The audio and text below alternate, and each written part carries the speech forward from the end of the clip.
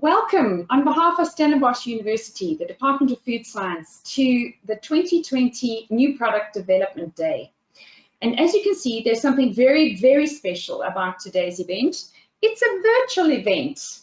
If it wasn't for our friend COVID-19, we would all be sitting in the auditorium in the Food Science Department, enjoying the view of the mountains. But today we have to sit in our home offices and we are going to do things a little bit differently. But that doesn't mean we're not going to have an absolutely fantastic time. We have got a great program lined up for you. I can't wait to see these presentations, and I know that you are going to enjoy the event with us today. Camera. Good morning, Linda, and good morning to everyone on this webinar. I'm sitting in my office. I'm not working from home today. So welcome to this year's National New Product Development Day in a very different format than ever before. Maricel will tell you a little bit more about the trials and trepidations the students have had to go through to get to today. But I'm extremely proud to be able to welcome you to a New Product Development Day at all. 2020 has been an incredibly tough year for all of us professionally and personally, as we all know. The higher education sector, academics and students were not spared the curveballs. A short turnaround time to transition from full face-to-face learning and transitioning in a short few weeks to full online learning was quite a challenge. Not to mention all the other adapting and getting used to we've had to do with masks and hand sanitizing and all the others. Stellenbosch University, in my humble opinion, has ridden the storm extremely well. Our academic program has continued and will be completed in 2020. And I dare say the quality of education and learning has been maintained, although in a very different way. This is not just thanks to the tireless dedication, commitment, and passion of all the staff, but also to the students themselves. They knuckled down, they took responsibility, they decided to adapt, learn and innovate themselves, steadfast in ensuring that they too did their bit to make 2020 an academic success. Just after last year's New Product Development Day, I was at an awards function accepting an award on behalf of last year's fourth-year students, when a gentleman approached me and thanked me and the department for the 4 years that his son had spent studying food science and how proud they were as parents on this day to see what those 4 years had produced and what it was that their kids had been doing for the last 4 years. That same student started a job just before lockdown and unfortunately was retrenched soon after lockdown started. However, the company that he was working for decided there was a small chance because he had a British passport, so they offered him a job in a small startup that they were launching in London. So off he went, packed his bags and shipped off to the UK, got used to spending 2 weeks in quarantine and eventually starting work.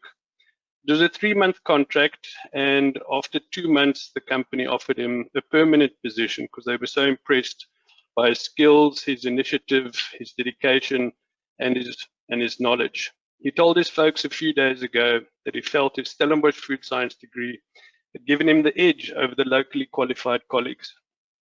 And today, I know you too will be impressed with what this year's students have accomplished under very trying circumstances. And I'm sure they will continue to exhibit these qualities as they enter the food industry.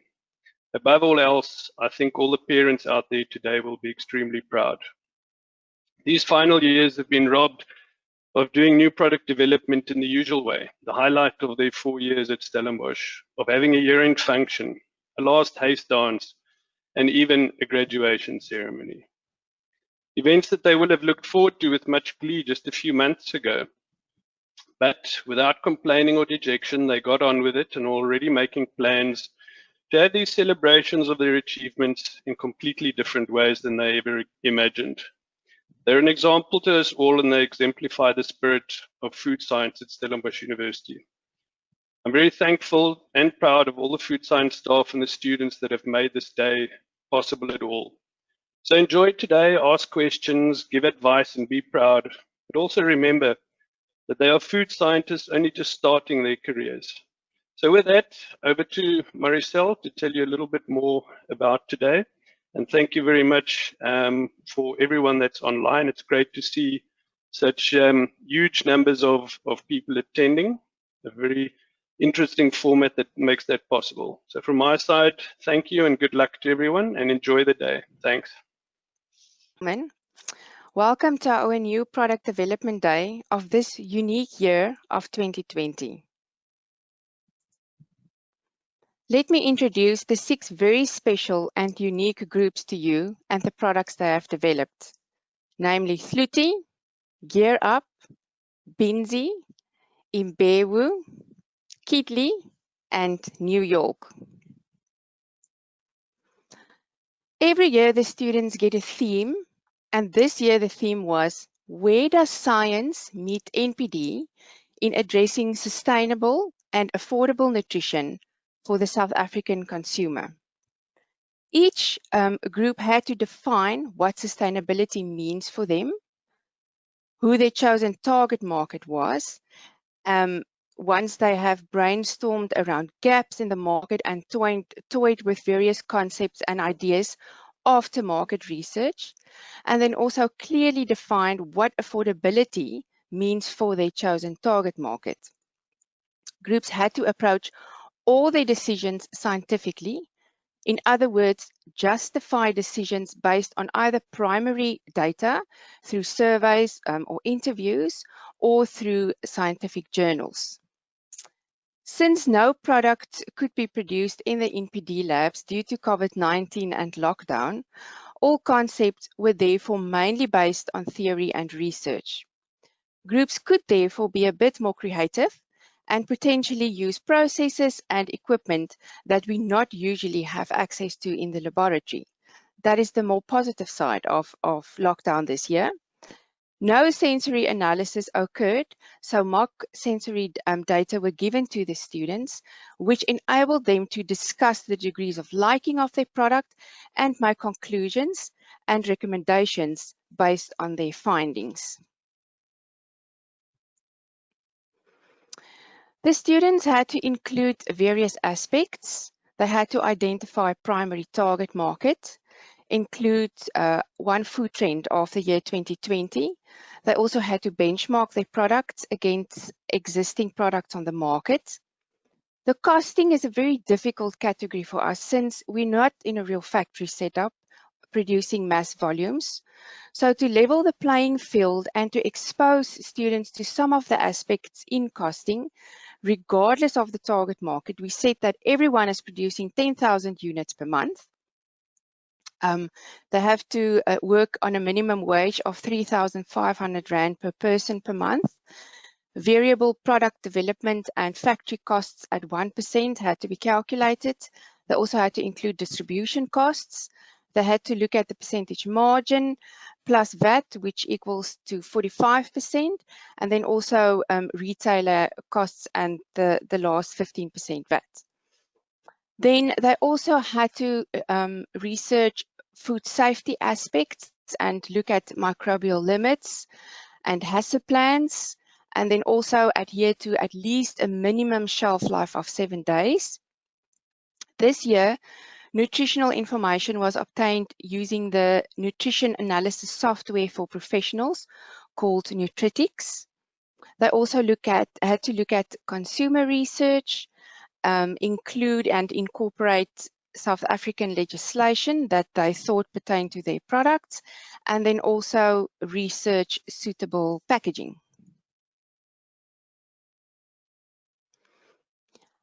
Every year, I invite guest speakers from the food industry to share their knowledge and wisdom and experience with the students. This is really an important part where I try to make NPD very relevant. Just before lockdown, we had the pleasure of hosting a few live sessions or face-to-face sessions. And then during lockdown, we converted to online discussions with some of the experts from the industry. Luckily, I recorded some of the presentations last year, so the students could access that as podcasts. For each one of you giving us your time and your experience, I really want to thank you for investing in the future of the food industry.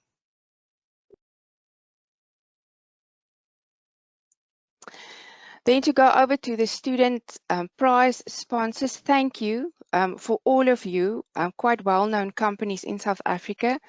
This really is a huge incentive for the students, and I think what gives NPD an edge, especially on a day like today. The prizes are as follows in no particular order. There's a prize for the most commercially viable product from Synacor.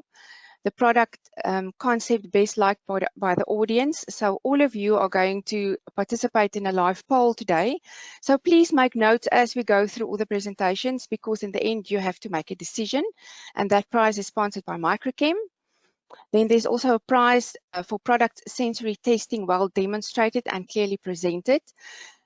Since there was no sensory analysis done, the students had to prepare a video where they demonstrated how they would have done sensory analysis with their consumers, and then also we'll see then the way they present the data, and that's sponsored by Phrase and also Yo Sensory Space. And then also best communication of integral food science concepts to a broad audience on a virtual platform, sponsored by Food Safety Excel. Innovis sponsored the most innovative product. Facts complying best with the relevant South African regulations. The best hazard plan, sponsored by Intercom. Best overall presentation by SAFOST. The best implemented marketing aspects, the Agri-Sciences faculty sponsored that prize. And then the IPSA Student Awards, which comprise of bronze, silver and gold, is sponsored by the Institute of Packaging SA. And thank you very much to all of you as well.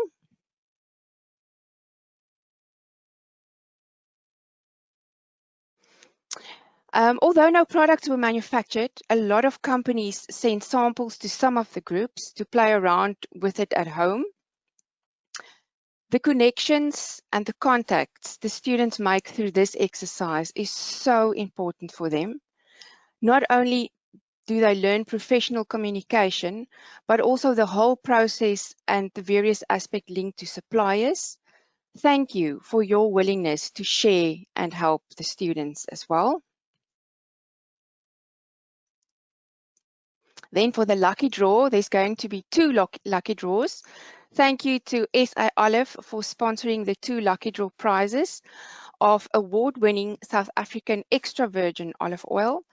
All of these oils have been approved by the South African Olive Commitment to Compliance, or CTC scheme, confirming that it actually is 100% locally produced according to international standards. So 2 of you are going to walk away today with the promise of a delivery of extra virgin olive oil, so please stay tuned in.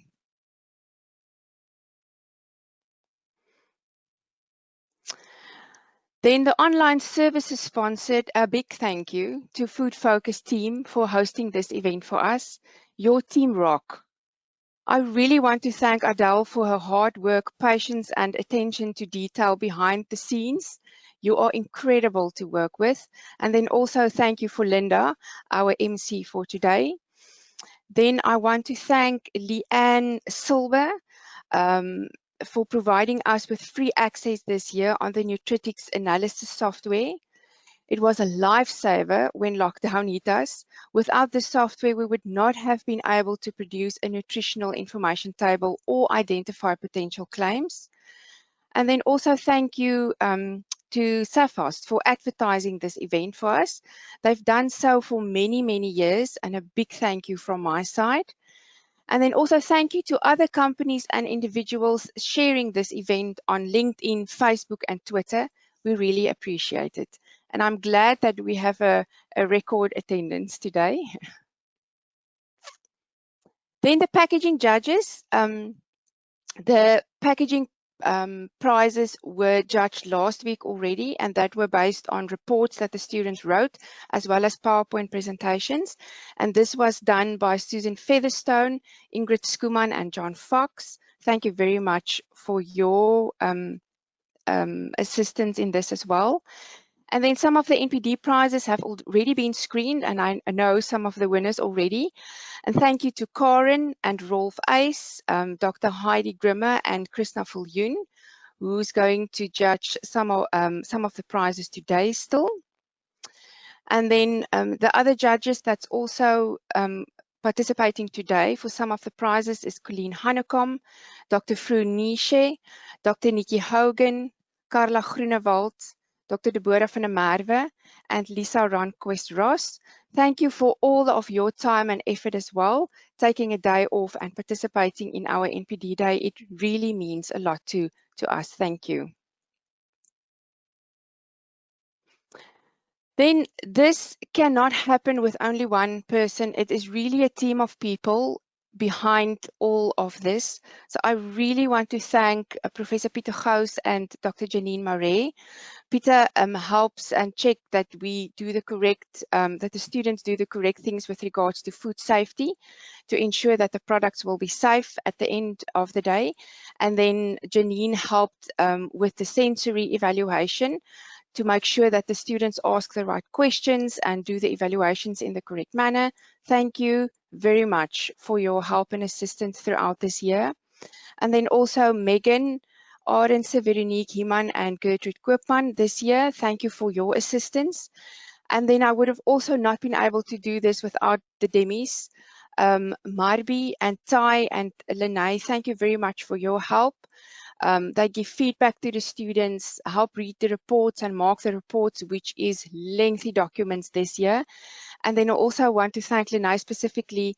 She's very good in graphic design, and thank you very much for your help putting the invitation and the program and the PowerPoint, some of the graphics on there. It was her work. Thank you very much for that.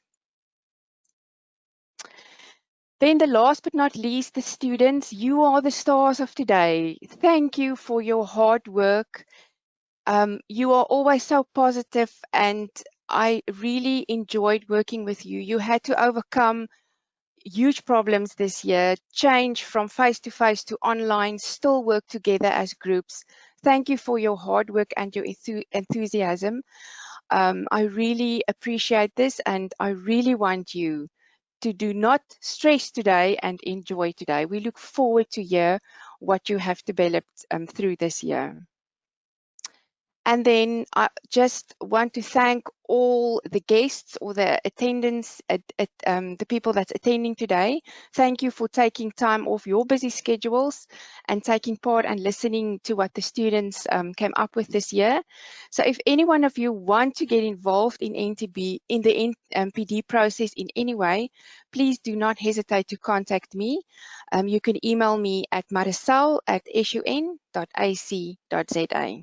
Thank you very much and enjoy the day.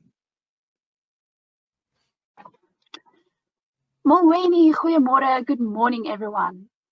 It is my absolute pleasure to introduce Hluthi after what has been a strange and unfamiliar year for us all.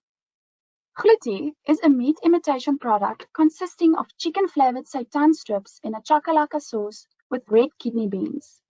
Seitan, the meat imitation component of the product, is made mainly from vital wheat gluten.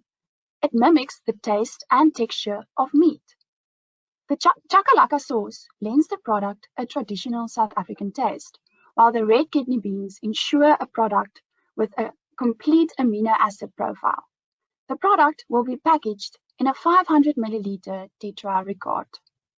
The word Hluthi means to be satiated in isiXhosa, which is a clever reference to the main ingredient, gluten.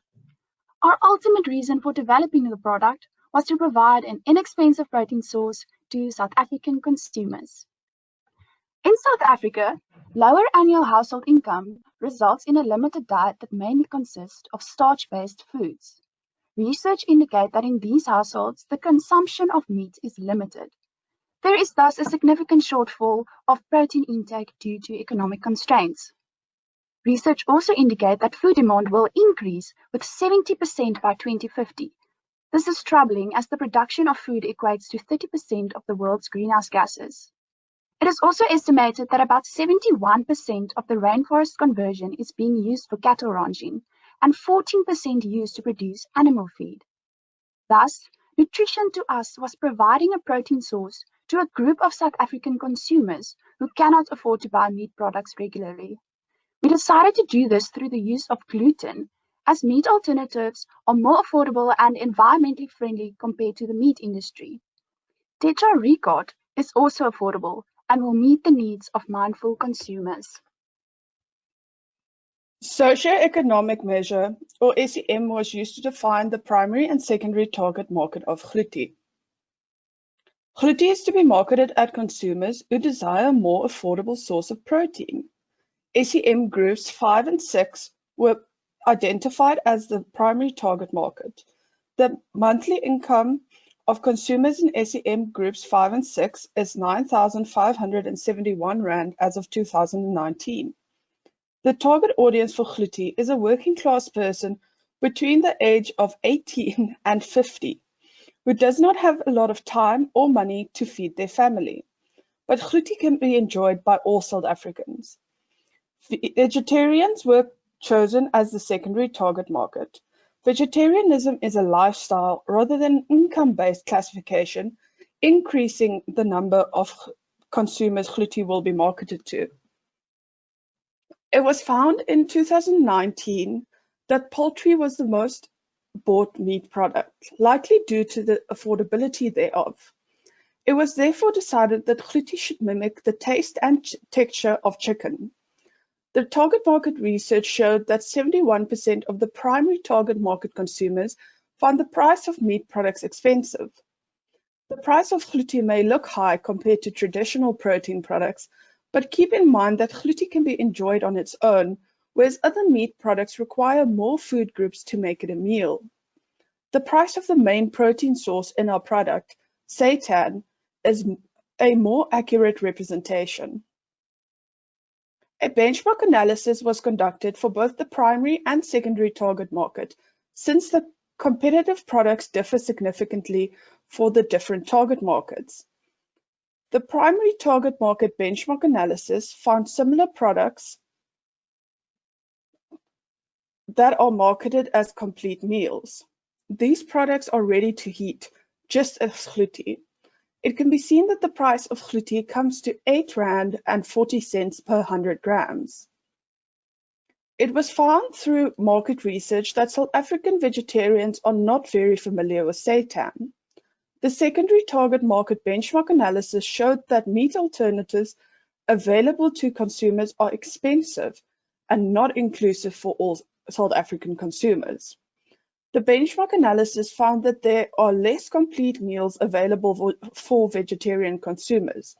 Most of the products in the benchmark analysis require more food groups to make it a meal. Hluthi follows numerous trends, including being a meat-free, dairy-free and soy-free product. The chakalaka flavour in Hluthi is a traditional South African flavour which originated in the mines of Johannesburg. This makes Hluthi a traditional flavour as well as an innovational product. The sustainability of a product is becoming more and more of a popular trend among consumers. With Hluthi, both the ingredients sourced as well as the packaging is done in a sustainable way.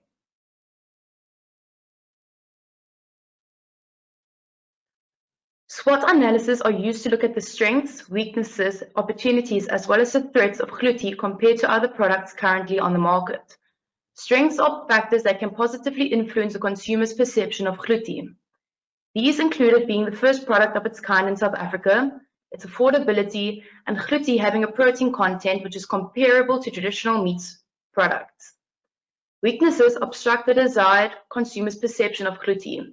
Seeing as our product is mainly comprised of gluten, people with gluten intolerances, as well as consumers with gluten allergies, will unfortunately not be able to consume our product.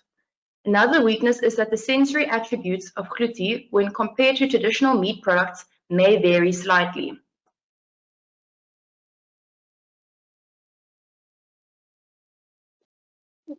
Physicians have versus flows to produce quickly. The production of seitan was the most challenging process to develop. Since we could not have production trials, we did a lot of research. Yes. Sorry, Yana, I'm just interrupting you. I apologize, my sweet. Could you please move closer to your microphone? Your sound is a little bit soft. We just want to hear you. Try that again from the top, please. No problem. Is this better? That's perfect. Off you go. Okay, thank you. This is the entire process flow to produce gluten. The production of seitan was the most challenging process to develop. Since we could not have production trials, we did a lot of research into which ingredients will ensure the production of seitan with a satisfactory texture as well as nutritional quality. Since lysine is a limiting amino acid for gluten, one of our main priorities was to ensure that our final product has a complete amino acid profile. For this reason, we made use of red kidney beans in gluten as well as other plant-based proteins in seitan. Oat flour, chickpea flour, and nutritional yeast was included in the formulation of seitan as it will ensure a wheat gluten product with a satisfying structure, texture, and firmness as well as nutritional quality. The addition of other plant-based proteins limits the formation of disulfide bonds in gluten, introducing other polymerization formats, improving the overall structure of seitan. The difference in structure can be attributed to the cross-linking capabilities of the protein fractions as well as the interaction between the different protein fractions. Furthermore, the extended mixing of seitan in a thin mixer will aid in achieving a fibrous structure. The reason for this is that mixing after hydration results in the unfolding of tightly packed proteins and viscoelastic networks are formed instead. Prolonged mixing will result in a protein structure with maximum homogeneity. The structure of gluten will be much thinner after prolonged mixing, giving a more fibrous structure to seitan. Mixing further increases the opportunity for the interaction between proteins, as well as the increase in conformational changes. As a result, the reorientation of non-covalent and covalent bonds can take place. Boiling is the most recommended method for cooking seitan. However, since gluten can take up twice its own weight in water, direct boiling may result in a dense mass. The dough is therefore first baked, after which the seitan is boiled. The heat treatment is required for the polymerization of the protein. Since a mixture of different plant proteins is used instead of only gluten, the structure will be less dense and more fibrous. The pH of the tarsalaka sauce is seen as a critical control point. The reason for this is that in the case where the pH is above 3.8, the acidification of gluten may not be adequate. The source pH must be determined for each batch produced. The source and internal pH, particle pH of each finished batch must also be checked within 24 hours of production to ensure acidification was effective. The non-sterile product is filled into the packaging, which is then sealed and resorted. A Tetra Pak R2 machine is used for the forming, filling, and sealing of the packaging. In the final step of production, Hluthi is retorted to ensure commercial sterility. It is extremely important to ensure that the retorting process is done with precision, since any error in this process may lead to the product not being shelf-stable for the entirety of its shelf life.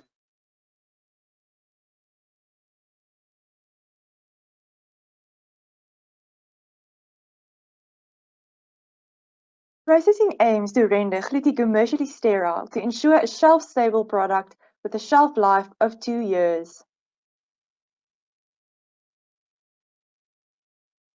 In order to determine the processing conditions required to achieve commercial sterility, the heating and cooling behavior of the product packaging combination in a specific retort system first needs to be determined by conducting a heat penetration study. These determinations are made by placing a temperature sensor or thermocouple in the product at the slowest heating region of the container. After processing, a forced incubation test can also be performed to test for commercial sterility. Multiple factors, known as intrinsic parameters, influence the processing requirements and help to prevent the growth of any surviving spores. Since the theoretically determined water activity of Hluthi, which is 0.93, and the anaerobic conditions within the tetrarechate support or allow the growth of various anaerobic microorganisms, other hurdles need to ensure a safe product, as it is ultimately the interplay between factors that determine whether a microorganism will grow or not. The pH value is the most important intrinsic factor, as it affects the time-temperature combination used in processing. Most organisms that can grow at our theoretically determined pH of 4.6 will be killed by the retort process, except for heat-resistant spores produced by some microorganisms. The main concern in thermally processed foods in the low and medium acid range is Clostridium botulinum, since it has the most heat-resistant spores. Therefore, the minimum heat process to ensure commercial sterility should entail a 12 log reduction of these spores. Our selected time-temperature combination of 3.2 minutes at 121 degrees Celsius is sufficient for this purpose. The anaerobic plate count is used as an indication of post-processing contamination, while other microorganisms like Listeria monocytogenes and Salmonella are indicators of post-process contamination, leakage, or underprocessing.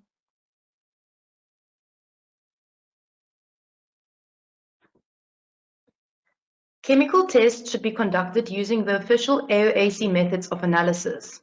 The results obtained should then be used to determine the nutritional table of contents and nutritional claims as per RO146. Theoretical nutritional information was obtained using an online platform called Nutritics. Much like any other product, Hluthi was produced and designed in accordance with the legislation set out by the respective departments of South African government. Our product can make various nutritional claims based on the limits set out by RO146 of the Foodstuffs, Cosmetics and Disinfectants Act of 1972 of the Department of Health. Hluthi can claim for a source of energy due to the product having more than 170 kilojoules per 100 grams of solid. It's high in protein, seeing as it has 15.8 grams of protein per 100 gram of product. Low in total fats, seeing as it has less than 3 grams per 100 grams of total product. And it can claim for a source of dietary fiber, as it has more than 3 but less than 6 grams per 100 grams of solid product. Other claims that can be made include that the product is free from cholesterol as well as vegetarian.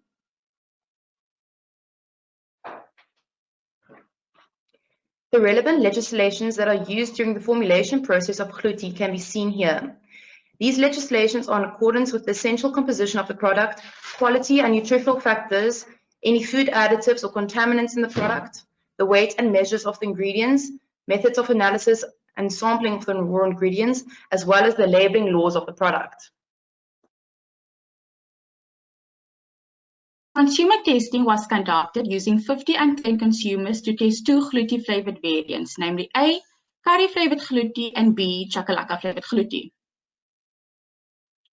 Participants were asked to rank the attributes such as appearance, aroma, mouthfeel, and taste for each variant on a 9-point Hedonic scale. A simple pet preference test was done where the consumer panel had to choose which flavor they preferred overall. The sensory analysis was done on consumers of the primary target market between the ages of 18 and 50 years. On the graph, the Hedonic rating mean is presented on the y-axis for each attribute per variant. The data label letters indicate if the attributes were significantly different or not. If the letters are the same, the variants do not differ significantly for a specific attribute. If the letters are different, the variants differ significantly for a specific attribute. The chakalaka flavored Hluthi had the highest score for appearance, aroma, and mouthfeel, and the curry flavored Hluthi had the highest score for taste. According to our statistical analysis, the p-value for the appearance attribute was smaller than 0.05. This indicates that the 2 variants differed significantly in appearance. As can be seen on the graph, chakalaka flavored Hluthi had the highest mean score value for appearance. As for taste, consumers prefer the curry flavored Hluthi. This p-value was also smaller than 0.05. Therefore, the attributes differed significantly. The null hypothesis was therefore rejected for both appearance and taste. The chakalaka flavored Hluthi had the highest mean score value for both aroma and mouthfeel. By looking at the separate mean scores on the graph, one can also conclude that the 2 variants did not differ significantly for both aroma and mouthfeel. Both attributes had a p-value larger than 0.05, which showed that the values are not significantly different. The null hypothesis was therefore accepted for both aroma and mouthfeel. It can be concluded that the two variants were more or less similar in aroma and mouthfeel and different in appearance and taste. A simple preference test was conducted where consumers were asked which flavor they preferred overall. According to the chart, more than 60% of the consumer panel preferred variant B, which was the Sakalaka flavored Hluthi. The chosen packaging for Hluthi is a retortable carton from Tetra Pak. The packaging is made of paperboard, aluminium foil, and polypropylene, which are all laminated together. The different layers work together as a collective to give the packaging moisture, light, grease, and oxygen barrier properties. These barrier properties, together with thermal processing, ensures that Hluthi will have a shelf life of 2 years. Tetra Pak requires 9 times less space than an equivalent size can pre-filling. This is because the Tetra Pak are transported as blanks that are not yet folded into the final box shape. Once the packaging has been filled, it then requires 40% less space. This geometrical advantage allows us to cut costs on transportation while also improving the sustainability of our product. The packaging can be recycled to form plasticized wood, which is used to produce chairs, tables, or even fences. Another recycling method is to separate the packaging into its layers, whereby the paperboard layer is used to produce paper boxes for eggs. These two recycling methods show the versatility of this packaging and its ability to fit into different recycling systems. The direct variable cost of production as well as the distribution cost was calculated to determine the product cost per selling unit. A profit margin of 15% was chosen as this is not a luxury item, and the aim of Hluthi is to provide an inexpensive product to our consumer. It is recommended to start out with this low profit margin for the first 2 years so that the product can be established in the market. After 2 years, the profit margin will be increased to 20%. After the retailer adds 35% as well, the price to the consumer is 40 Rand 33 cents for a single container of Hluthi. Even though this final price is higher than we anticipated, it is important to note that the 35% profit margin adds significantly to the final price. This margin would likely be less in reality, especially since we set out to sell our product to spaza shops and low-income supermarkets. Assuming that 10,000 units are sold per month, a profit margin of approximately 22,790 can be expected monthly for the first 2 years, whereafter a profit can be increased to 24,540.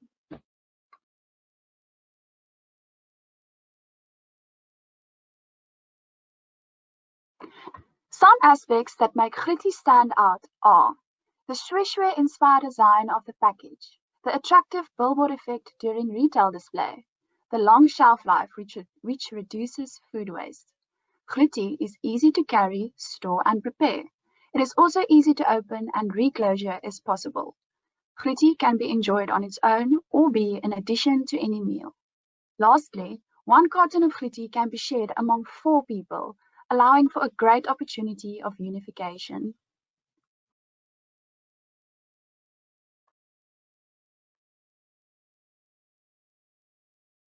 The first recommendation that we can make is to expand on the available flavor variants of this product. Some flavor possibilities to consider are a barbecue chicken and a chicken stew flavor. The variety of packaging sizes can also be expanded to maybe include single and double servings. Encapsulated lysine can be added if after chemical analysis it turns out the lysine content of this product is still too low. Hluthi can also be fortified with various vitamins and minerals if desired. The addition of a high protein binder might also be necessary if it becomes evident that the protein component of Hluthi does not remain intact over the entire duration of its shelf life.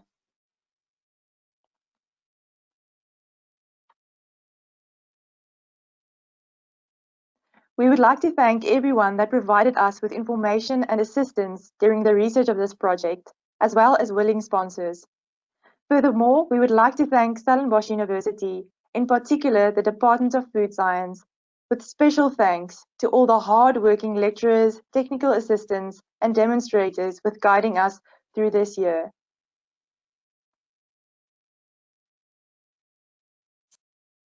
Great, thank you so much. Here you can see all the hard-working members. Go ahead, sorry. Sorry. Here you can see all the hard-working members of our team. We would like to thank you from the bottom of our hearts for listening, and we welcome any questions. Thank you, Alana. Sorry that I interrupted you there. That wasn't my timing wasn't quite right at that point.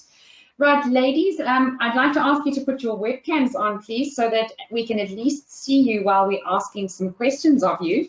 And I'm also going to ask all of the judges to please indicate, unmute yourself so that we can have some questions. First of all, from the judging panel. I do have a couple of questions from the audience, but we would like the judges to first go ahead. And I know, ladies, that you do have a couple of additional slides that you would like to, if necessary, that you're welcome to share with us. Before we give Chris into the limelight, Chris, I just want to make a note for everybody's benefit. First of all, you need to appreciate that there are 43 students, and 43 students have got 43 cameras and 43 microphones. So to get everybody into where they need to be can be a little bit of a challenge. Also, please note, this morning at about 8 o'clock, Jana had a crisis. There was a power cut on their farm, and so Jana had to charge into town in order to be able to participate in this very first group. So Jana, we know that your sound wasn't 100% perfect, but we do understand, and well done on making a plan to make it as easy as possible for you to be a part of the session today. Right, I'm going to now ask the judges if you have any questions. Please, won't you go ahead? Nikki, I see that you have your unmute. Won't you please go ahead with your question? Yes, so I have two questions, if I can be so bold. Firstly, did you consider if gluten intolerance is an issue for your primary and secondary target market? And because you said your primary target market is this SEM, and then your secondary is the vegetarian group, is gluten intolerance an issue, a major issue in those two groups? I know it's a bit different because obviously with vegetarians, you can't really necessarily establish that, but gluten intolerance is also a bit of a, or not gluten intolerance is a trend, gluten-free is a bit of a trend. Do you think that would influence the marketing of your product or the selling of your product? Yes, Josephine. Yes, I just want to say that the actual statistics about the amount of South Africans that have gluten intolerances or allergies is unknown, but I don't think it would affect, I think it can partially affect our target market, but we're just aiming for the majority of those. That is one of our downfalls in our SWOT analysis, that consumers that do have allergies can't consume the product. So it might affect our target market, but the statistics about the amount of South Africans that have allergies and intolerances are unknown. Okay. Can I ask a second question? Oh, sorry. Yeah, I just wanted to add also that I think that the main concern of our primary target market is affordability. So I think that is the main aspect that is their driving force when they would buy something like Hluthi. It's not necessarily so focused on the intolerance. Okay, that actually leads into my second question, which is with targeting a lower SEM group, you tend to have to overcome the hurdle of newness of a product, especially when I know you said that it might be slightly cheaper, but your price was more than your primary target market benchmark products. How do you go about overcoming that hurdle of convincing someone where every rand for them is so important? How would you overcome marketing your product to them? Because obviously you're up against meat products, to be fair.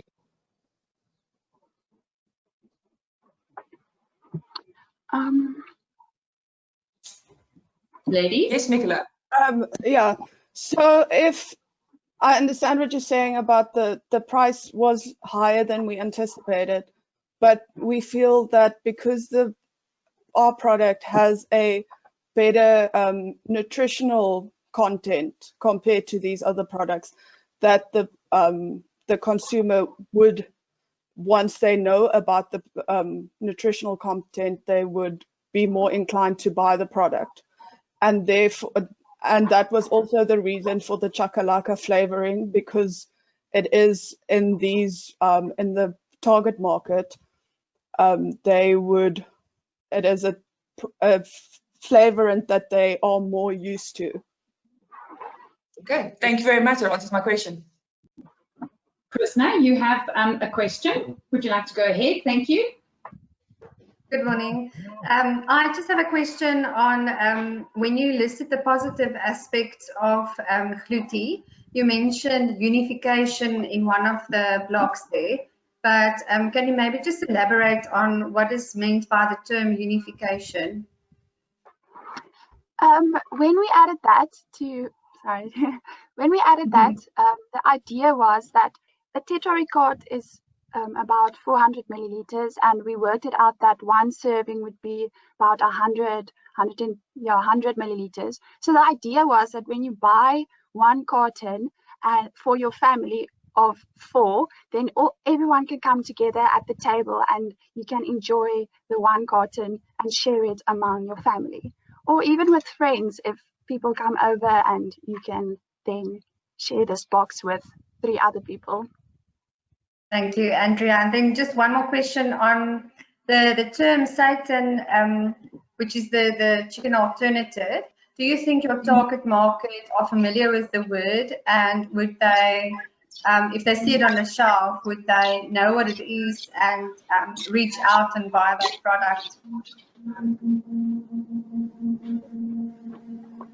Yes, Nicola?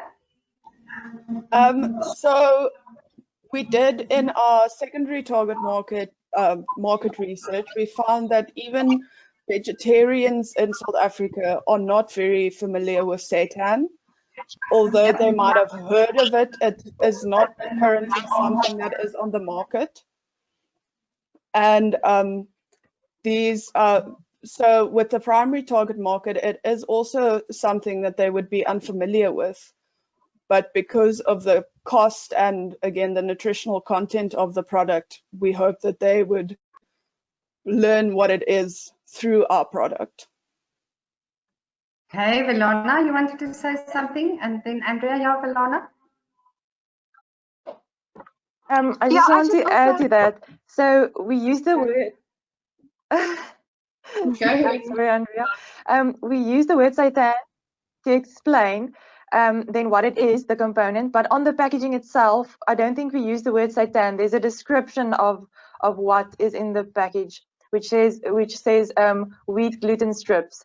So we don't actually use the word seitan on the front of the packaging, so I don't think that will influence the consumers. We have a description instead. Okay, thank you. Andrea? Dr. I also wanted to say something similar than that. Okay. Perfect. Okay, thank you, girls. I'm done. Thanks. Dr. Panamata, please go ahead with your question. Hi, thank you for a great presentation and I think it was very well put together in spite of all your challenges. I had a question about the taste of the product. When I look at the nutritional content, it's got high protein and very high in fiber, but the sugar is very low. Did you compare the taste to a similar product on the market? You compared the 2 variants, but what is it like comparative to similar products on the market? Sorry, this is Yana. I come with the connectivity. I can't open my camera, but I can answer that one for us. So we do have some sugar in the chakalaka sauce, and we haven't looked at different on the market. We didn't check specifically the sugar because we wanted to go for a bit more of that umami flavor and more salt. So we steered clear of sugar, and that's also one of the reasons why we use in the seitan especially We use oat flour and nutritional yeast as well, as those will also add to the more green tea flavor than a sweet flavor. Okay, but in general, does the product have a good taste?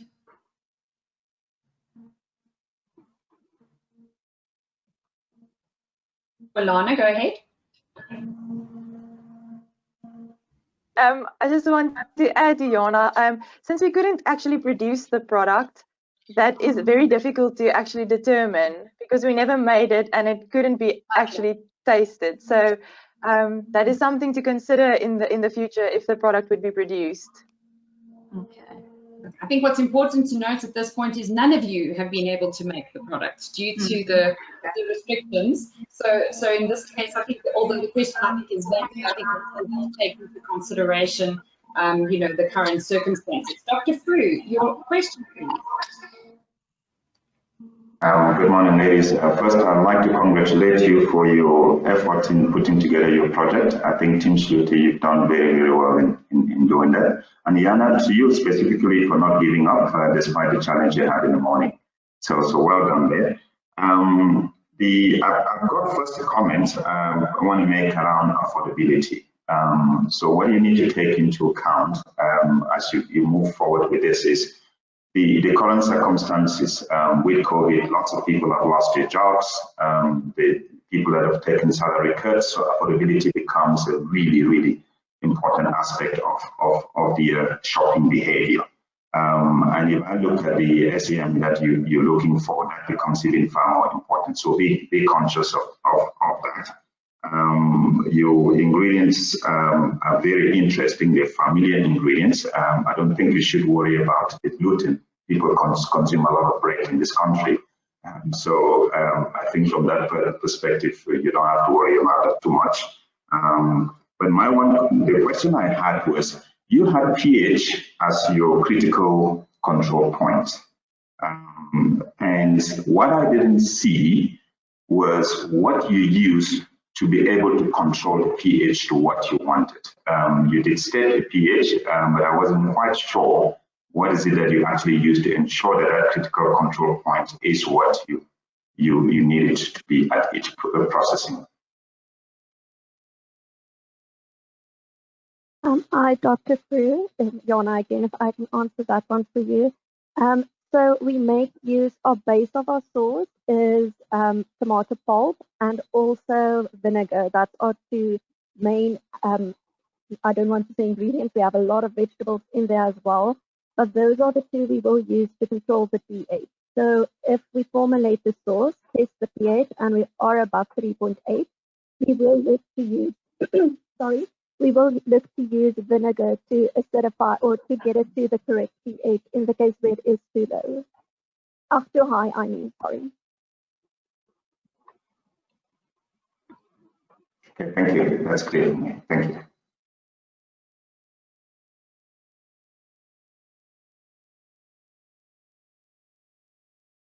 Sorry, I forgot to unmute myself. Colleen, you have a question. Won't you unmute yourself and give us your question, please? Sure, sorry, trying to figure out how to make this simpler. Hi team, thanks so much for the presentation. I think really exciting, just a little bit of context for the company that I work for from Unilever. This is a massive trend for us as well, which is plant-based protein and what we call new meat. So it's really exciting to see what everyone's come up with. So maybe just a question for me, and it leads in a little bit to what Nikki had asked. When you looked at your secondary target market, you talked about vegetarians. Did you look a little bit wider at what we call vegans? Would this product be vegan suitable? It is an up and coming trend. A lot of people are tapping into that lifestyle choice. And then also a little bit around the trend of flexitarian, which is people sort of like getting onto the bandwagon of saying some days in the week I eat plant-based or completely a vegetarian meal because I feel it's better for my health and it's also better for the environment. So did you look into that as a possible secondary target market, given sort of like the price point that you're ending up with? It might be a bit more affordable to that consumer. So maybe just your thoughts. Hi.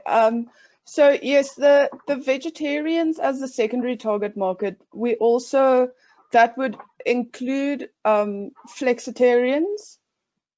So yes, but and also the price point for them would be more affordable. So it could be marketed to people who only enjoy vegetarian meals as every once a week or whatever they would prefer. But I am not completely sure about the veganism. Maybe Jana can help me out. Jana, can you hear us? Yeah, yes, I can. Sorry, I am here. With the vegan, originally we decided on vegetarian just because in the beginning we did have some issues just with sorting out the flavor and the flavoring of our the flavor we will use for to get the chicken flavor. And one of those where we excluded not vegetarians, vegans at first. But it is something we can go back to our ingredient list and just double check to see if it will be suitable for the vegan diet and then include them. But also saying that our main focus was on primary target market and then to make sure that we get more the chicken flavor for them before going into the other trends. So it is something we can expand on. But I see Josephine also raised her hand to add to the question. Yes, I just want to add to what Jana said. So to flavor the actual seitan, we wanted to also boil it in a broth just to get additional flavor. And we were looking at a chicken broth or of sort.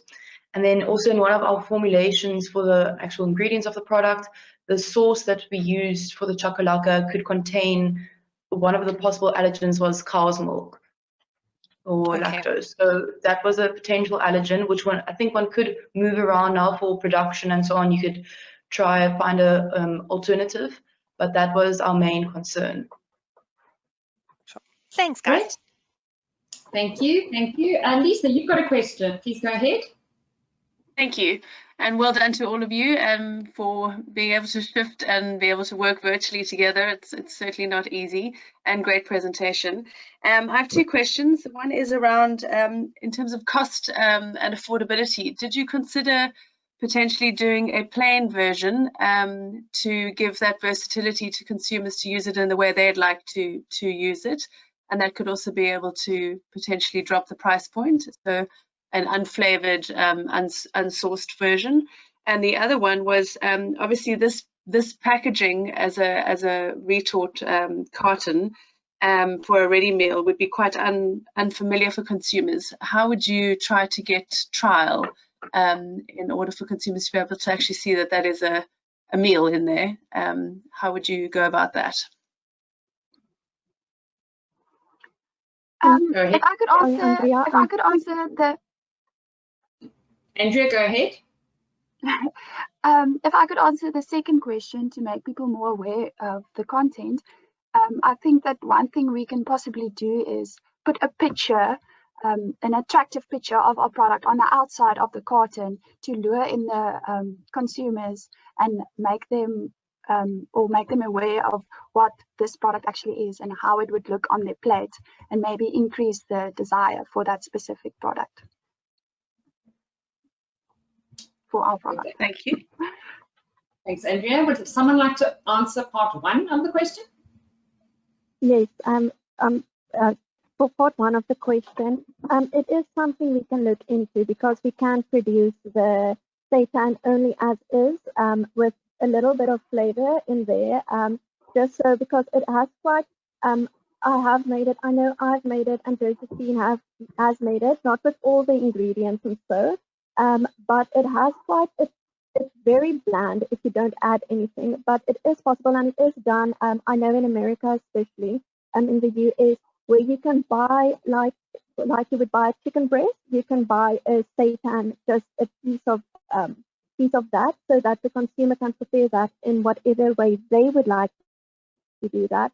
But for that, we would have to look into how to make that shelf stable because it will need to be refrigerated and so. But the process of producing that would then ultimately be the same. We just won't most likely not retort it like we do in this case. And the reason we decided to go with more the meal concept, where we have your beans and you have your sauce as well, it's just for the convenience aspect as well. But at the end of the day, it is possible for us to only produce the seitan, but yeah, then it would look like your chicken breast on the shelf. It would have the same look, and then the consumer can prepare it. Thank you. Great. Thank you. Guys, one question from the audience before we say goodbye to you. We have a question regarding the statement that you made about the fact that you can close the product. So obviously it's a retorted product, but you can now put it in the fridge. What is the shelf life once it has been opened, and what are the storage instructions for once it's been opened?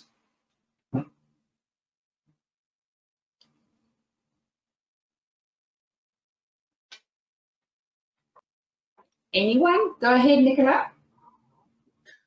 I'm not quite sure about the shelf life once it's been opened, but the storage instructions is similar to what you would see on other products, which would be to refrigerate and then consume within 4 days, I think. Okay. Go ahead. Well, Balana?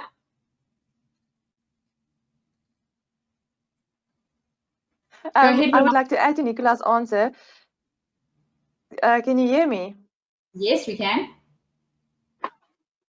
Okay, I would like to add to Nicola's answer just in terms of we said reclosure. So resealing the product isn't possible, but reclosure just by that only means that you fold the flaps down again at the side of the carton. So it's already open, and obviously the conditions inside is not anaerobic anymore.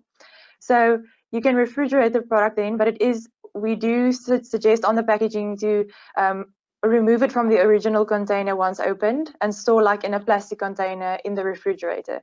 So just to clarify on that. Perfect. Good. Okay, Dr. Prue, last question from the judge panel, then we're moving on to the next group. Quick one, guys. You were very clear on your cost of manufacture. What I wasn't clear on is your logistics cost, your distribution cost. Are you sure you're not undercosting your product? Because I did not see any distribution or marketing cost in your profit and loss that you shared. If I can answer that one, we did calculate what our distribution cost will be. Let me just, sorry, I'm trying to just open the correct sheet. We did have a...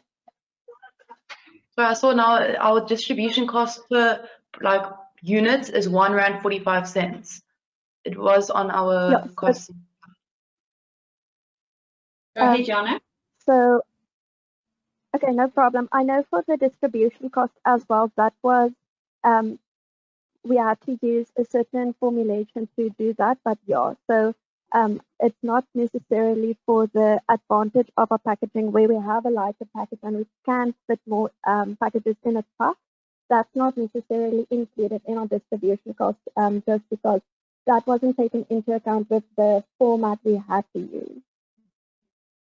Okay, right. So certain requirements for the task were specified given the fact that there were some constraints. So what you're saying is you used the information that was provided in order to come to your costing. Great, ladies, thank you so much. It's never fun being first, but the good thing is that it's over now and you get to now relax and enjoy the rest of the presentations. So thank you very much. You can now all breathe, and which is really going to be quite important for the rest of today, and you can enjoy the rest of the presentation. So thank you so much. Goodbye. Thank you so much for having us. Thank you.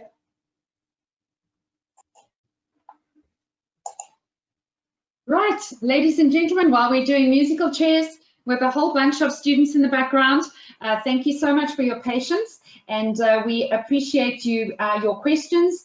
Thank you so much to all the judges who've been asking some really great questions. Please, guys, don't forget, as the audience, you're more than welcome to send us a question. We will definitely try to squeeze it in for you given the time constraints. I'd like to now introduce to you Binzi. And so in the Binzi group, we have Chantal, Nadia, Imelda, Lisa, another Nadia, Brian Lee, and Monique, and they're going to be chatting to us about their new product called Binzi. Over to you guys. Thank you.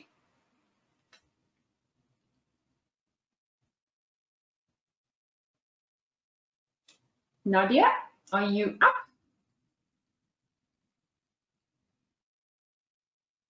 You need, Nadia, please don't you unmute yourself? We can't hear you. Hi, sorry, Lisa is supposed to be starting us off. I'm not sure if she's having any connection issues. Okie dokes. Lisa? Let's have a look and see if we can find her.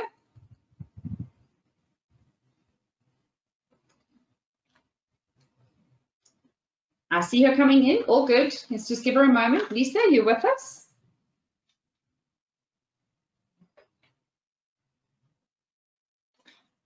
Okay, everyone, while we're just waiting for them to get themselves organized, please, we're going to be taking a virtual coffee break once Binzi has finished their presentation. So please make sure you wait and enjoy this presentation so that we can give them our full support. Lisa, I can see you've got lights, camera, and action. Over to you. Can you hear me now? We can hear you. All good. Go ahead. Lisa, you need to unmute yourself.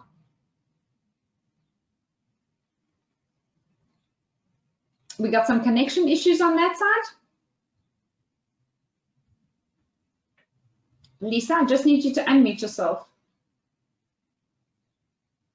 There you go. Perfect. Go ahead. We can hear you.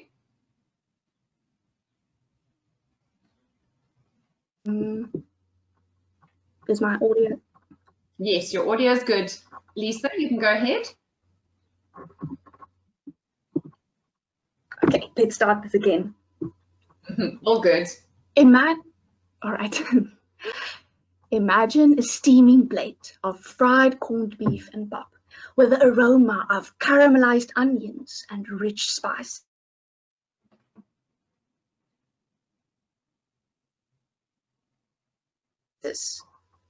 This is a plate of good food.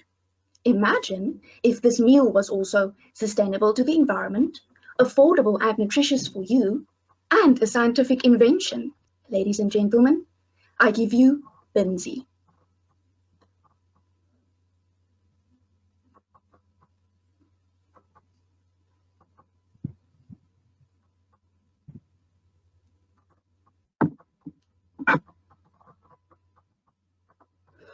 In order to satisfy the brief, we started by dissecting the themes. As you can see, our thought process is showcased through a funnel structure. For us, sustainability and science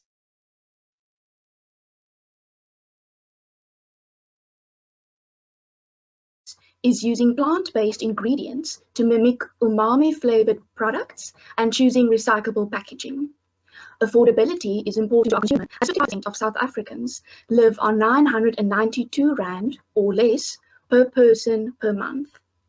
Malnutrition, nutrient deficiencies, and lifestyle diseases are also prevalent in South Africa. We then decided to develop a plant-based corned meat alternative, as meat consumption is constantly rising and cans are still trusted to provide safe and easily accessible food. What sets Binzi apart is the combination of ingredients and processes we have chosen to use.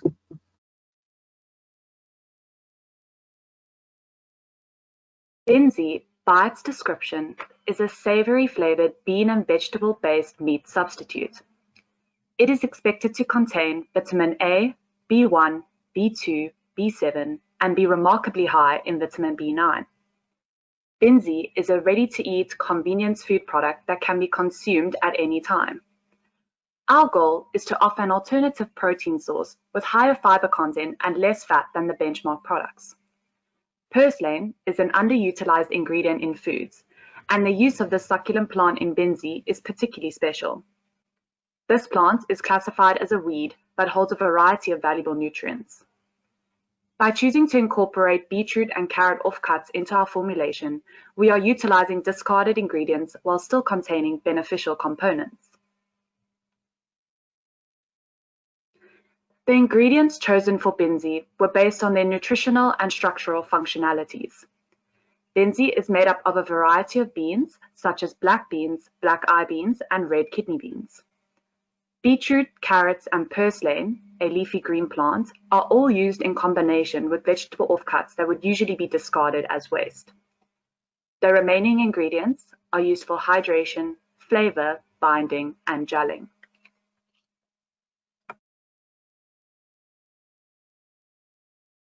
An integrated SWOT analysis of Binzi was performed, and some of the main points will be highlighted. Strengths and opportunities are where Binzi can take the most advantage of a new product. The product fits a wide target market, uses food waste, and can also be introduced into governmental feeding schemes where improved, affordable nutrition is necessary. Consumers may be wary of trying a new product, and this is where some weaknesses may overlap with opportunity. Brand loyalty, limited scientific literature, and misinformation about health benefits are some of the challenges facing Binzi. These are, however, opportunities to expand, inform, and improve on the information available to consumers. Binzi was developed to be a sustainable, affordable, plant-based convenience food. While these are strengths, they need to be developed and marketed properly to make an impact. A major threat and weakness is mimicking the organoleptic properties of corned meat and entering a highly competitive market.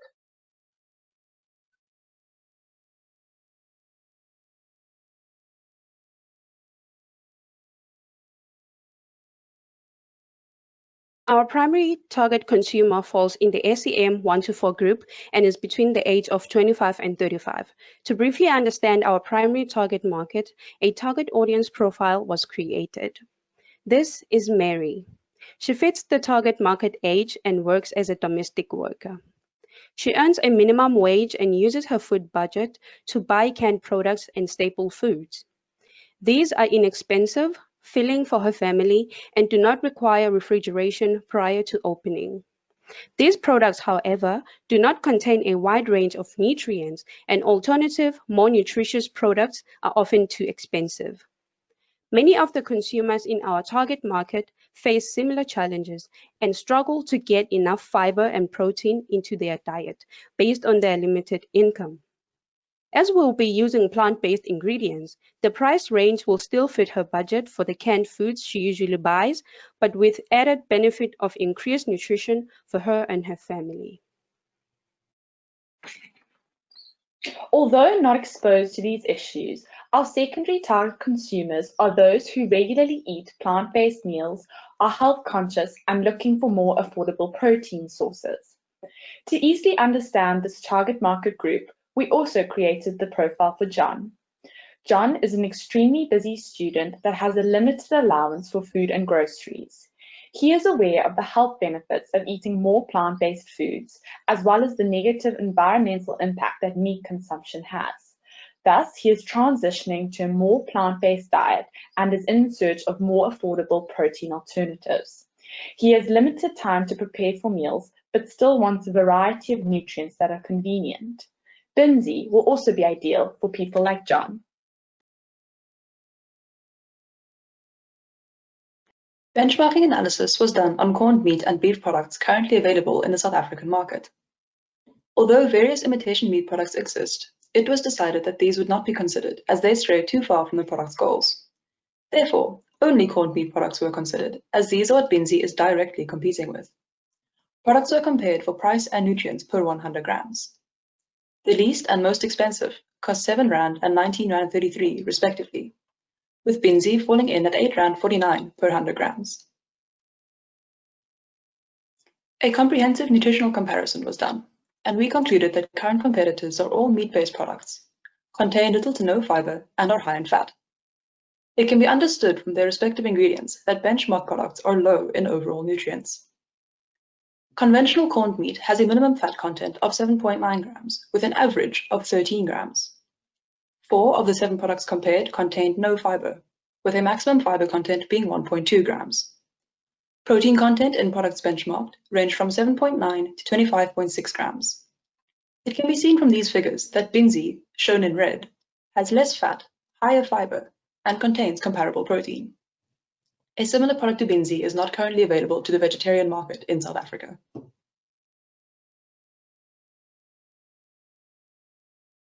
The processing of Binzi consists of 16 steps in total. Only the main steps will be discussed and are shown in green. Once the ingredients have been received and sorted, they are either stored for use or prepared for subsequent thermal steps. Thermal step 1 includes cooking the pre-soaked beans in a spice mix, boiling the purslane and discarding the water, and acid blanching vegetables and offcuts to lower the pH. The ingredients are then cooked together with additional flavoring agents to fully develop the umami flavor profile of Binzi. The boiling of purslane and the discarding of the water is identified as a critical control point, or CCP, as it is essential for food safety. The blending step consists of 2 parts. Half the mixture is pulsed to a smooth paste. Then, a slurry consisting of carrageenan, which is a hydrocolloid used for gelling and binding, is added with the remaining mixture and pulsed until the desired particle size is reached. The 2 stages create the non-uniform, marble-colored look that Binzi is aiming for. This step is identified as a QCP, as the particle size will affect the texture of the final product. An inline magnet is added at this point as an OPRP. The product is then hot-filled into pre-cleaned cans to a weight of 300 grams. Canning, which is a process of hermetically sealing the can, is achieved first by steaming. Both of these steps are identified as OPRPs, as it is the final step before the retort and no new hazards should be introduced. Additionally, a proper sealing action is essential to avoid microbial contamination during cooling. The can then undergoes the third and final thermal step, called retorting. Here, a product-specific time-temperature-pressure combination will effectively eliminate the growth of possible anaerobic microorganisms. This step is identified as a CCP, as the conditions are imperative to the safety of the product. And finally, the cooling of the cans is identified.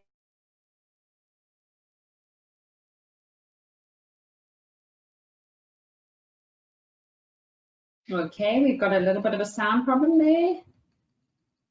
I know that we did get a warning to say that somebody's was a little up and down. Have we got the backup ready to go, please? We've lost Nadia. Nadia, are you there? Oh, sorry. No, off you go. Okay, I'm just going to take off from where she left. The cooling of the can is an OPRP, as the quality of the cooling water and the integrity of the seal is important for avoiding post-process contamination. Once the can is cooled to below 35 degrees Celsius, the carrageenan solidifies, resulting in a product that takes on the form of the can. The cans are then properly dried before labeling, and the final product can then be distributed to the retail market. Since we were unable to physically produce the product, we decided to discuss a few important factors that could possibly influence the quality of Binzi. The ideal color of the product could be difficult to achieve, as it may be lost during processing, or be too bright or too red. Beetroots are a major source of beta-cyanin, which is responsible for the dark red color.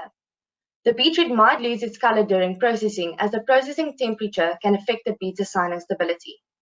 If it is found that the processing temperature negatively affects the color of the product, the effect will be evaluated, and the Binzi team will then decide whether the color loss is acceptable.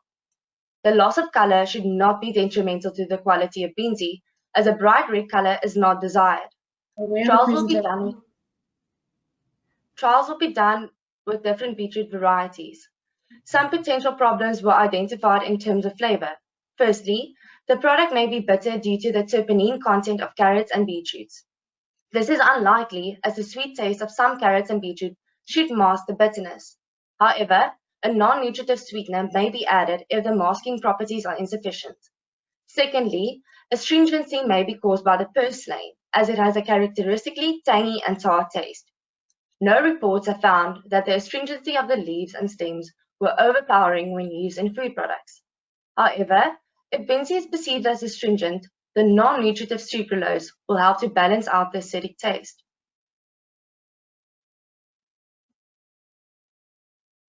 Binzi might have texture problems such as brittleness, as there is an uncertainty if the proposed amount of carrageenan of 0.8% will be sufficient to result in a soft and juicy texture. The amount of carrageenan might need to be increased as the water-binding properties of carrageenan increases with an increase in concentration. Alternatively, a fiber component can be added, and the chickpea flour added to Binzi should also aid in retaining moisture. Lastly, Binzi could have a grainy mouthfeel caused by the beans that are not soft enough and thus cannot be ground up smoothly. Our beans are soaked for 30 minutes, cooked for 30 minutes, and then undergo sterilization in a retort. Thus, there is an ample opportunity to ensure that the beans can soften. Also, we will only use beans that are within the expiration dates, as older beans don't cook as well and tend to take longer to soften. It should also be noted that the grainy mouthfeel might positively affect the product by contributing to the non-uniform texture that we are aiming for. When creating a new product, it is important that the product is safe to consume. Therefore, microbial safety and quality indicators are crucial. There are no stipulated microbial limits for canned products. Thus, commercial stability will need to be ensured. A commercially sterile food product is one that was subjected to sufficient heat treatment, resulting in the food being free from viable forms of microorganisms. To achieve commercial stability in our product, an F value of 3 will be sufficient. This means that the canned product must be subjected to a temperature of 121 degrees Celsius for 3 minutes. Commercial stability, as well as a shelf life of 1 to 2 years, is ensured for Binzi by retorting it for 15 minutes at 121 degrees. This long processing time is necessary as the solid consistency and high viscosity of Binzi dictate a longer heat treatment. These are the microorganisms we will test for, as well as the international methods used for the detection thereof. Under normal circumstances, an in-house chemical analysis would have been conducted, and those results would have been legitimized by the labs at Microchem. Instead, we use the Nutritics platform to generate the chemical analytes which produce the values shown in our nutritional table. In accordance with R146, using the results generated from our current product formulation, we would like to claim for source of protein, low in fat, and source of dietary fiber. From the results, it is evident that we have reached our goal. The amino acid composition of Binzi was determined using Food Finder. Our physical analytes have been estimated theoretically and are all backed up with research. All testing methods are approved by the AOAC and adapted using AACC methods. This is an overview of the legislative documents that were consulted. I will only discuss the legislation pertaining to purslane as it is a relatively unfamiliar ingredient to use. The Codex Classification of Foods and Animal Feeds, Draft 1 revision, states that the entire purslane leaf may be consumed either fresh or after processing or household cooking. The Food and Agricultural Organization of the United States has also identified purslane as a wild species of plant that is currently being studied and developed further for its potential health benefits. A consumer analysis was done to evaluate the two Binzi flavor variations, namely the chili and original flavors. The majority were female out of the 60 judges. The age group was found to be between 31 and 35 years at most. Also, most of the judges were found to consume canned products at least 3 times or less per week, ensuring that we have targeted Binzi to the correct audience. 2/3 of the judges did not specify their choice of lifestyle.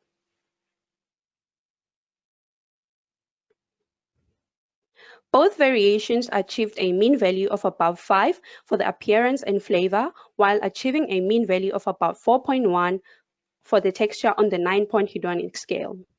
This indicates that both flavors were liked to some extent. Both the chili and original samples achieved an equal mean score for appearance, showing that these flavors were liked the same when ranked. However, there was a significant difference between both samples for the flavor attribute.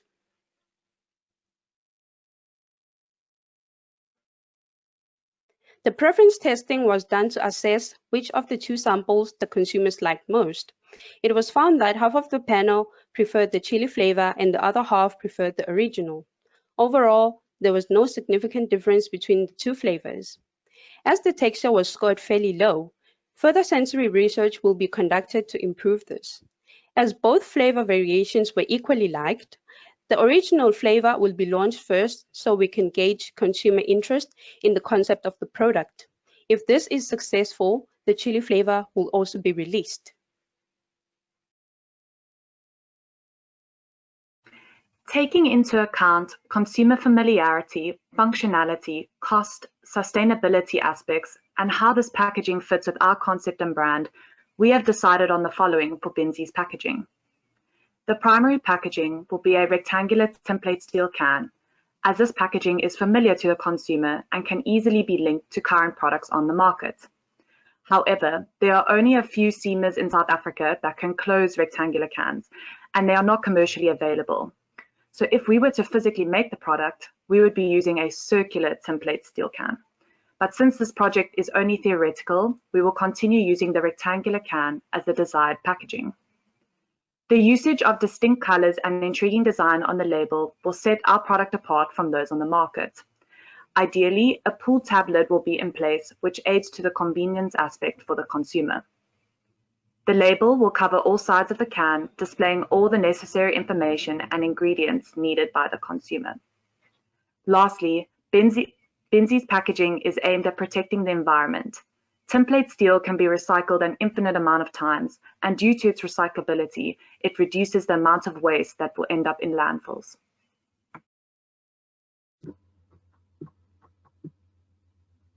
To evaluate the consumer viability, costing was done for our desired rectangular can packaging with a retail price of R30.81. As discussed in packaging, we would not have been able to close this can. Costing was also done with the cylindrical can, which would have been our packaging if we had to physically produce the product. Our retail price to the consumer is R25.46, which is comparable to the benchmarked examples previously listed. According to our surveys, consumers are prepared to pay between R15 and R24 for our product. As suggested recommendations for Binzi, we would like to conduct further in-depth sensory research on the texture of the product. In terms of the nutritional analytes present, a complete vitamin and mineral analysis would be ideal. Since purslane is a seasonal ingredient, a purslane powder can be created from large batches of fresh purslane, which can then be used all year round. Another recommendation would be to enhance the flavour of the product. This can be achieved by adding a non-nutritive sweetener. As a final recommendation, the implementation of FSSC 22000 would be ideal.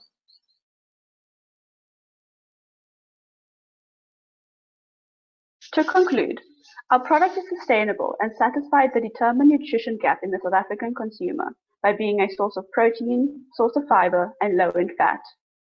Binzi's retail price is R25.46, which is comparable to current competing products and allows our target market to gain improved nutrition in their diets at an affordable price. Binzi would ideally have a clean label, achieving the desired characteristics without the use of artificial sweeteners or colorants, and the packaging should be recyclable.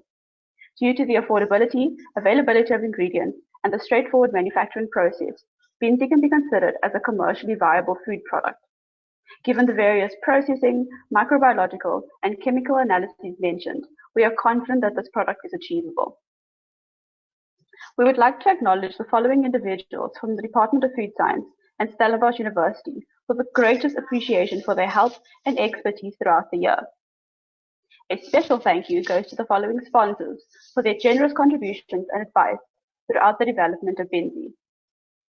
If any additional information is needed from any of the slides, the references can be found on the following 3 pages. And finally, the Binzi team thanks you so much for your time.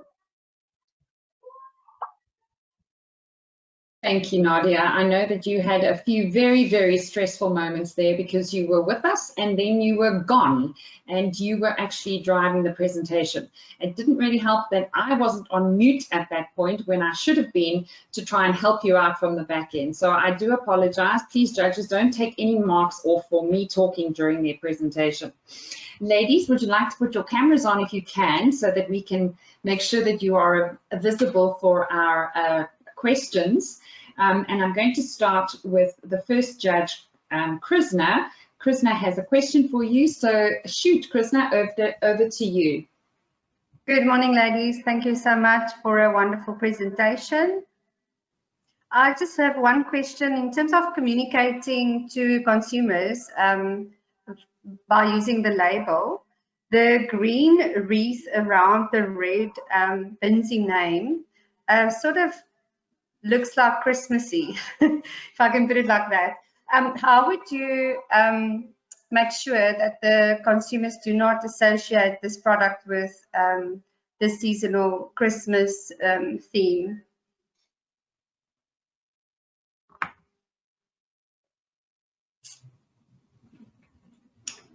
Ladies, somebody who would like to chat? That one came from a little bit left field, I think. No, it looks like we've lost our packaging expert. All good, Monique.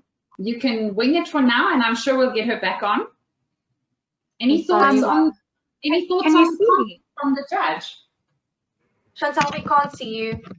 Chantal, Okay. don't worry about your camera. The most important thing is that we can hear you. So I'm going to switch your camera off, because that way we've got better signal. So go ahead, Chantal, if you're going to do the answer. Okay.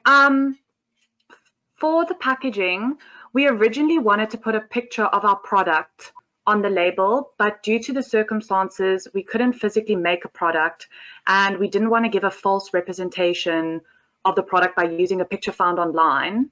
So we decided to put our ingredients around and use the wreath as kind of a plant-based aspect, to give kind of a plant-based feeling to the product, because to us it didn't look like a Christmas thing.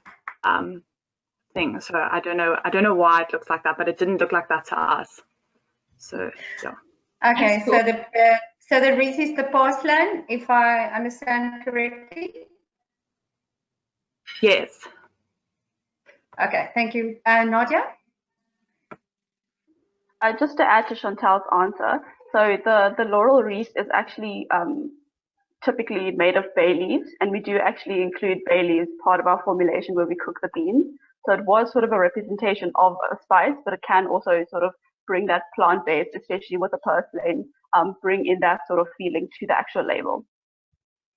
Thank you. I think it's a good comment, guys, just in terms of consumer perception at the end of the day. Dr. Hogan, you have a question?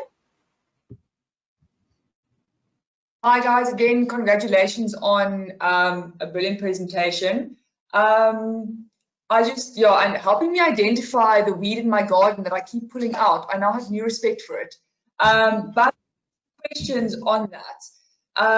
With it being a very sort of novel ingredient, did you find any research on the organoleptic properties it would bring to your product, and what UHT treatment, because very high temperature treatment tends to influence ingredients in weird and wonderful ways, sometimes positively, most of the time negatively in terms of your organoleptics. And then you did also mention creating a powder for it to make it more sustainable year round. Any research or anything that you came across in terms of how that might influence the organoleptic properties? Nadia, go ahead. Sorry, my hand is on the wrong side of the screen. So yes, we just for the harvesting of the purslane. So idea was, I'll answer the questions as I go.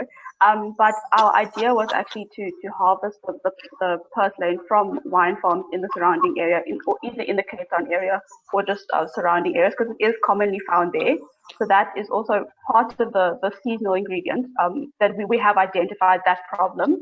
So we have considered that we need more options, and we are exploring places such as organic farms. We did have a supplier for that as well, and then we also could work with seed suppliers that we could have a constant source of the plant. And then for also on the seasonal ingredient point, we have two options at the moment. So yes, we could freeze the ingredient. This would probably affect the texture of the product, and we would I'd have to do more sensory analysis to see if it will negatively affect the actual product. But since we do boil it, it likely won't be an issue. And then the other option we considered was the powder. According to our research, it's dried at between 50 and 70 degrees, and then it's ground up into a powder, which can also be used or can extend the shelf life, so that we can use it all year round. So if we do get hold of sort of a larger batch of purslane, then we at least have an option to have the backup as a powder.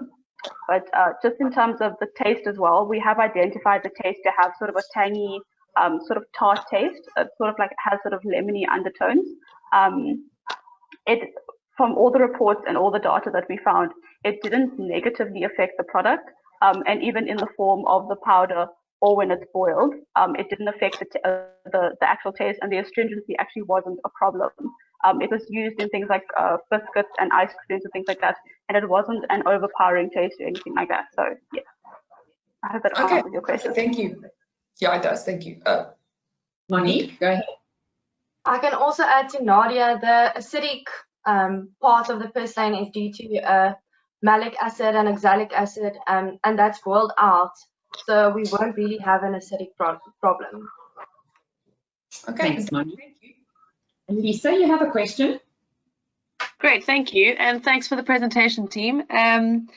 I had a question. I really enjoyed your slide around trial and error, sort of trying to understand what the issues could be with the product in the absence of being able to create it. And obviously trying to replicate a meat product in terms of taste and texture, that is a challenge.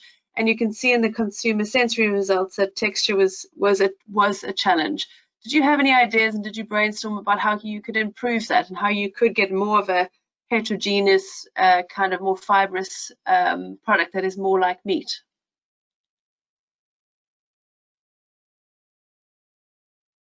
Nadia, do you want to answer the carrageenan, or should I? Monique, I'll go ahead. start with just the overall texture. Oh, sorry. No, Nadia, sorry, that's fine. Go ahead. Okay. I'll start with just the overall texture of the product. So the blending step is divided into the two parts. So we try to just make a sort of a base for the ingredients. So the first batch, the vegetable mix is pulse, or half of it, to make a smooth paste. So that's sort of the base of the meat product. And then the remaining ingredients are added and pulsed a shorter amount of time, just so that we can have sort of a marbled color look. So the pieces aren't completely ground up. So that's where our texture profile sort of comes in. Just trying to get the pieces in the marbled look with even if it's beans or carrots or the beetroot, for example.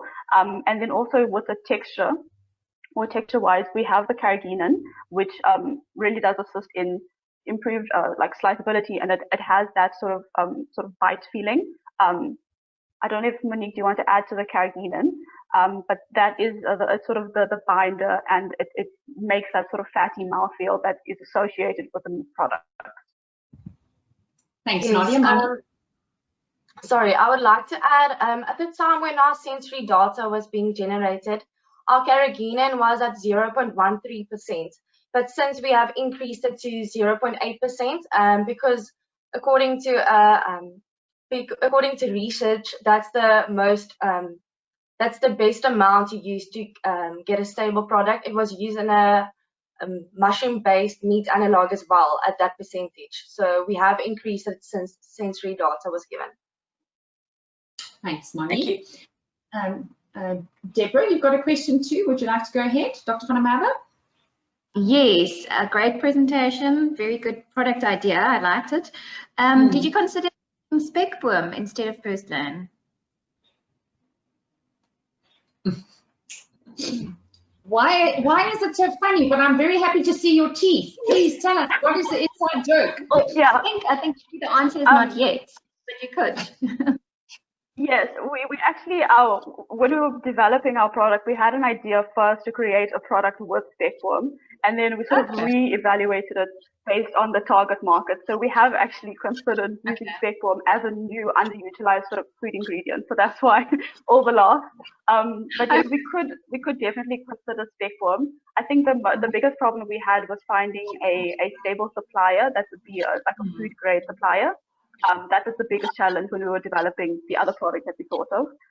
But it would definitely be an option to use different succulents or different underused sort of plant-based ingredients like that. Yeah, thank you. Dr. Frew, you also have a question. Yes, I do have 3 questions. I'm going to ask them, all at once, and then you can take turns to answer that. But first of all, well done on your presentation, Team Binzi. Really very creative idea, and you delivered your presentation very well despite some of the challenges that you had with the sound. The first question is sourcing of the person. One of the things that is obviously important for business continuity is your ability to, source sustainably your raw material. So since this is a key ingredient, did you consider how you're going to be sustainably sourcing this material? That's question number 1. Question number 2, you had beans in your recipe. Did you consider the anti-nutritional factors and the fructooligosaccharides that you would find in beans, and what would you do about it? And then the last question, you had in your measurements, you looked at water activity. I was just curious to understand what would be the importance of measuring water activity in this product. Hi, Dr. Frew. I'm going to start by answering the question about the purslane with the suppliers. So we have contacted wine farms in the region. We have a contact that said that we can get purslane from them. The idea is for us to collect it from them, as it is a weed, and they will use pesticide to kill it. And then in the long run, we might start NGO companies, organizations on the farm with some of the farm workers that actually cultivate the purslane, then especially for the production of binzi. So that was our long-term plan with that, as it is a nutritious plant that we can use rather than spraying it with pesticide. Can someone else perhaps answer the other 2 questions? Dr. Frew, I kind of missed you. Ooh. Nada, you can go if you want. I just want to add to the purslane.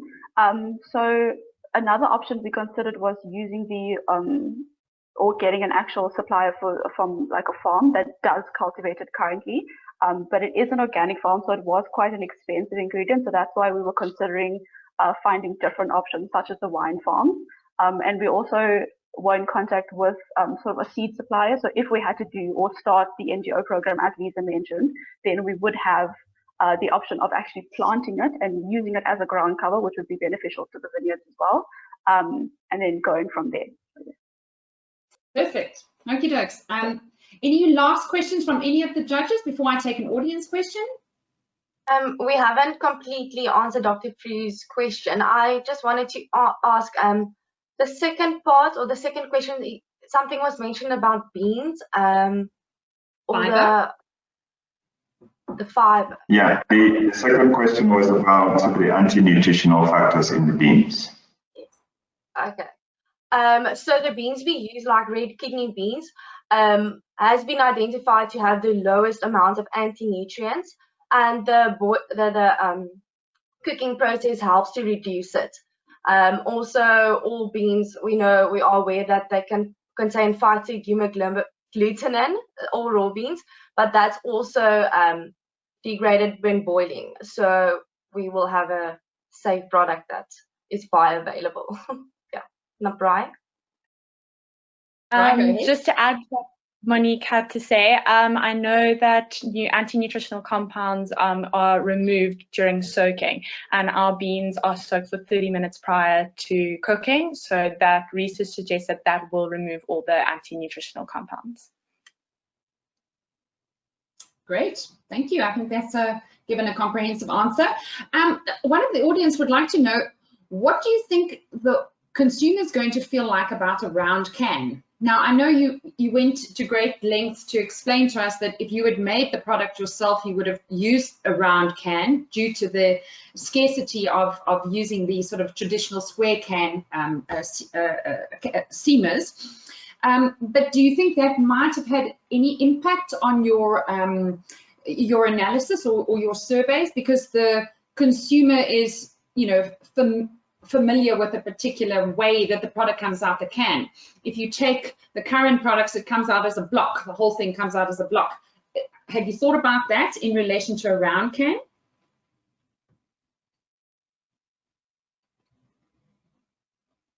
I can go, seeing that I'm not seeing anyone else. For our consumer sensory analysis, I don't think it would have that of a great impact. But also, the consumer should be very familiar with bologna as well. And when slicing the product, it will be that same size and everything. And yes, that's not a benchmarking product, but it shouldn't influence them too much, as the taste will definitely be there, as well as the fatty mouthfeel. So, okay, great. Super. Ladies, thank you very much. We do appreciate the fact that you've had some technical challenges, things freezing, sound not being so great. So thank you so much for persevering, great teamwork, and thank you very much for your product. And we look forward to seeing some more later on today. Thank you so much. It's time to say over and out. I'm going to now hand over to their leader. Take it away. We can't wait to hear all about Mbewu. Seeds traditionally represent new life, hope, and potential. In nature, every cycle begins and ends with a seed. The same is true for Mbewu. It is produced from upcycled mango seed kernels and aims to plant sustainability for future generations. It strives to alleviate hunger and malnutrition in South Africa, while supporting the beginning of a shift towards more sustainable food production. We found the name Mbewu quite fitting, given that it is a coarser translation for seeds. Mbewu is a dry, shelf-stable, plant-based meat analog. When cooked, it resembles minced meat in color, texture, and shape, and has an additional chakalaka flavored sauce. It is prepared by cooking a 100-gram sachet with 2 cups of water for 10 minutes. Mbewu can be consumed alone, on rice or pap, or serves as a base for any stew, curry, or even a cottage pie. This makes it ideal for family meals, government school feeding schemes, and outreach programs. Our primary target market is socio-economic measure 2 South African families who are unable to afford nutritious and high-protein foods to maintain a balanced diet.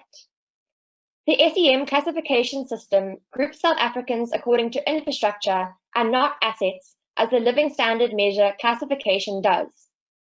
SEM2 represents the largest group, consisting of 6.7 million South Africans.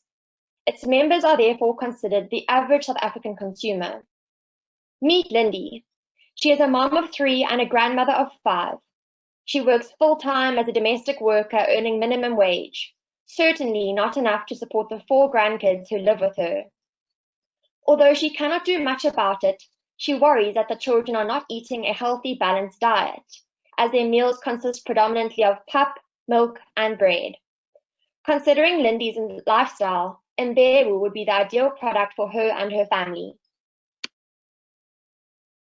Our product protects the needs of future generations by using sustainably sourced ingredients and minimizing food waste. The fundamental difference between Mbewu and its competitors is the reincorporation of mango processing waste, which relates to the underutilized plant-based matter trend. In South Africa, over 90,000 tons of mangoes are grown yearly. As much as 57% is used for processed mango products, with the peels and seeds comprising up to 35% of the production weight. This high wastage output adds to South Africa's current organic waste management problem. Mbewu meets the plant-based foods trend This was important when developing the product, as meat is known to be an unsustainable protein source due to the strain meat production places on resources such as water and soil. The rich nutritional profile of mango kernels, as well as the addition of a vitamin premix, allows for many nutrient reference values to be met. This enables Imbewu to address hidden hunger, which occurs when consumers meet their calorie intake but suffer from micronutrient deficiencies. The need for Imbewu was substantiated by asking 55 SCM2 consumers to complete a simple multiple-choice questionnaire. Out of 5 protein sources, 55% confirmed that meat was their main dietary source of protein, with most choosing mince. However, only 10% can afford to consume protein daily. With 43% earning less than 2,000 Rand a month, the target consumer doesn't have a surplus of money to spend on protein supplements or meat-like products. The high protein content and balanced nutritional profile of Imbewu directly targets consumers concerned about their own health and that of their families. This product has a 12-month shelf life and can be stored at ambient temperatures, as preferred by 63 of the respondents. 85% confirmed that they will be interested to buy Imbewu. Imbewu consists of a texturized plant protein, or TPP, and an instant chakalaka sauce. A pyramid approach was used to formulate the product and ensure that each ingredient was added in the correct proportion. Mango kernel flour was one of the main ingredients used to formulate the TPP. Tommy Atkins, Kent, and Heidi cultivars were researchers' options as they are among the most important commercially grown varieties in South Africa. Using 3 cultivars will also ensure a continual supply of seeds as the fruits are harvested at different times throughout the year.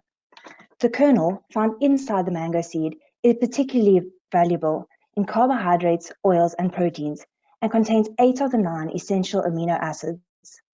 Mock recipes provided by industry specialists were used as a guide to develop 3 formulations. The TPP was theoretically formulated by combining the mango kernel flour with wheat gluten to increase the protein content and create a fibrous structure. Modified tapioca starch and cornstarch were added in smaller quantities to provide binding, texturizing, and stabilizing actions. We were able to develop the instant sauce in-house with most of its ingredients and combine it with unflavored soya mince to create a markup. A chakalaka flavored sauce was created as chakalaka relish is deeply rooted within the South African community. For the sauce, yeast extract and flavor enhancers were used to create a meaty taste profile. Ingredients common to chakalaka relish, like bell pepper and chili, were added to recreate the characteristic taste thereof. The addition of native cornstarch and sweet whey created a smooth, heavy-bodied texture. Powdered shortening provided a fatty mouthfeel and created a product with a glossy sheen. The final product will absorb 5 times its weight in water. Processing can be split into 5 steps. To produce the mango kernel flour, the kernels were removed from the mango seeds and dried. Thereafter, they were chopped into smaller pieces using a cracking mill, dehulled, and then soaked in water containing sodium metabisulfite. The pieces were dried again, then tempered to ensure even moisture distribution. Lastly, they underwent an aspiration process before being milled into the flour. The instant chakalaka sauce ingredients were combined using a powder mixer machine. The TPP was produced using an extruder, which consists of 3 parts: a preconditioner, a barrel, and a die. This processing method is referred to as an art, as the adjustment of one processing parameter affects more than one extrudate attribute. Even with the same processing parameter set in place, slight differences in raw material composition can change the extrudate properties entirely. The moist conditions, shearing action, and high temperatures of extrusion causes protein to unfold and agglomerate into high viscosity, viscoelastic, amorphous complexes. After being passed through the dye, the molecules form layers, which polymerize, cross-link, and reorientate to form a fibrous structure with increased digestibility. The protein nutritional value of the extrudate depends on the quantity, digestibility, and availability of amino acids in the raw material. Amino acid retention of the raw material is greatly affected by feed moisture and barrel temperature. This also affects the extent of starch gelatinization, depolymerization, and dextrination. Extrusion cooking presents the highest starch digestibility of all known processing methods. The extrusion step was identified as a CCP, as it reduces and destroys any biological contamination that may have been present. This step was therefore controlled by time and temperature limits of 10 to 30 seconds and 145 degrees Celsius, respectively. This high-temperature, short-time processing method ensures product safety without significantly altering the nutritional value. After exiting the extrudate was coated with the instant sauce and dried to a moisture content of 8%. Drying was identified as an OPRP as the low moisture content and water activity of mbewu is its main preservation method. Physical, chemical, allergen, and microbial hazards were identified and eliminated from receival of raw ingredient to dispatch of the final products. The implementation of an effective traceability plan added to the comprehensive integrated approach to food safety. The need for an effective health and safety system to not only produce a safe product, but also allow for a safe working environment for food handlers has seen an increase in intensity under the coronavirus pandemic. Measures for production practices have subsequently been updated. Although the system in place aims to prevent biological, chemical, and physical hazard, they are still validated and verified through testing, as well as through the use of a metal detector. The presence, reduction, or destruction of biological hazard is monitored and verified by quarterly swabbing at the points indicated in orange and by performing microbiological testing at the point indicated in green. Mbewu obtained certificates of analysis for all raw ingredients, as well as Global GAP certification for the mango seeds. Additionally, microbial tests were conducted to ensure that the seeds were within the limits stipulated as safe by applicable legislation. Focus was placed on 5 key parameters. These parameters influence the growth of microorganisms and should be carefully monitored. Microorganisms of main concern would be aerobic bacteria and molds with low water requirements. Indicator organisms identified were used to assess food safety and hygiene standards during manufacturing. The pathogens of concern were identified based on previous recalls and safety evaluation of similar dry products. Although research justifies that the processing parameters are effective in reducing the microbial content, testing is still required to verify that the product is indeed safe. The ISO methods to test for these organisms and their limits are shown. Rapid alternative methods have been considered for time and cost purposes. Due to time restrictions, an accelerated shelf life test will be conducted to validate the 12-month shelf life. Currently, there is no published research on mango kernel flour produced from any South African varieties. Hence, testing is vital to determine the nutritional information, amino acid content, and physiochemical properties of the flour. Until analysis can be performed on each cultivar to determine the variety with a better quality, a combination will be used. The high tannin content prevents the flour from being added to the products at the usage level above 50%. However, the soaking and extrusion steps should extract up to 48% of the tannins, thereby reducing the astringent taste that they impart. Based on research and dried extruded products resembling mbewu, the following estimations were made. The pH of the final product was 5.5 and 6.3. The water activity was between 0.1 and 0.4, and the moisture content was 8%. High extrusion temperatures result in a substantial loss of vitamin A, B1, B7, and C. These losses, however, were specifically accounted for in the vitamin premix added after extrusion to ensure that the predetermined claims and NRVs could be met. Using Nutritics analysis software, a nutritional table was generated. Although the product met multiple claim conditions in according to Regulation 146, Imbewu only claims for high in energy, protein, and vitamin A, as well as source of vitamin B2 and B6, as these are primary concerns for our target market. When compared to beef mince, Imbewu showed a greater nutritional value, containing 1.3 times more protein and 1.5 times more energy. Although the amino acid content differs, Imbewu still meets the amino acid reference pattern established by R146. R146 was also followed to determine packaging, labeling, and nutritional requirements. The recent increase in popularity of plant-based products has brought about a corresponding expansion in labeling regulations. However, there's currently no South African legislation available. Additionally, the US Food and Drug Administration does not have any specific regulation to the labeling thereof, apart from its general prohibition against false or misleading representations. Subsequently, Regulation 723 and Regulation 1283 were used as guidelines when labeling Imbewu. The Disaster Management Act was also adhered to in terms of the amendments relating to COVID-19. Regulations relating to consumer concerns, such as those involving preservatives, wheat gluten, and essential nutrients, were followed to protect Imbewu from consumer liability and improve consumer relations.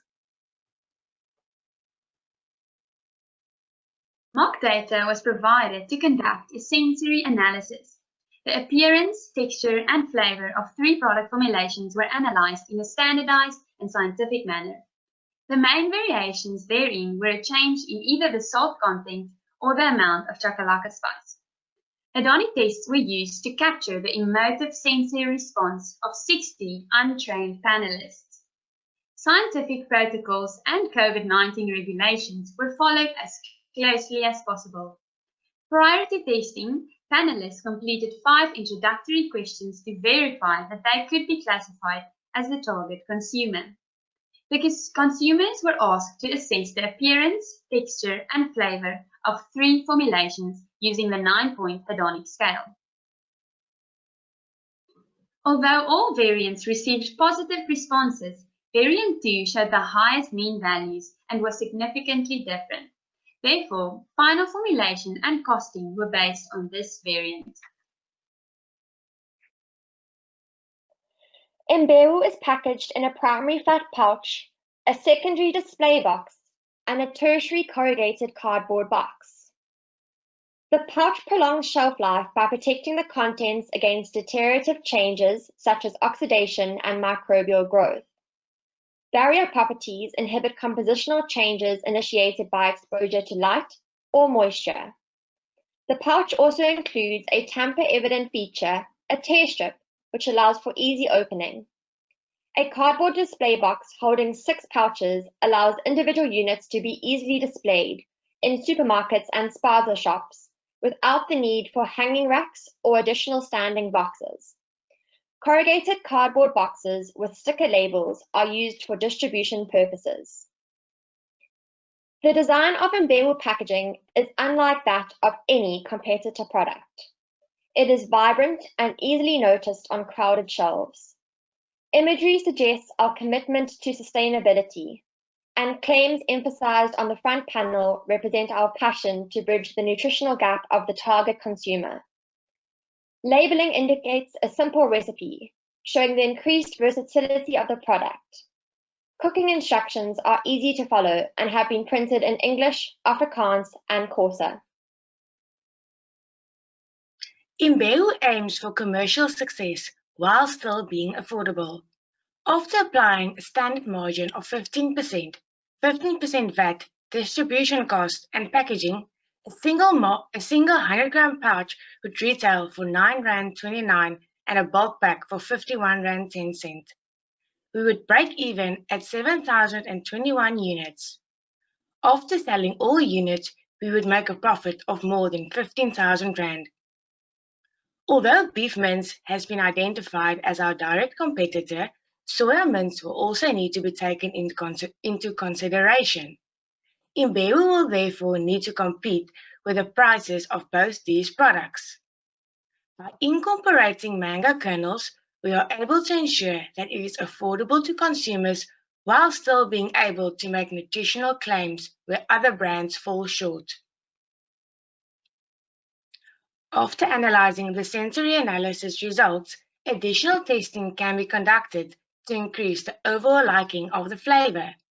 Either the formulation could be adapted by including a bitter blocker, or testing could be performed on more flavor variants such as chili beef or mutton.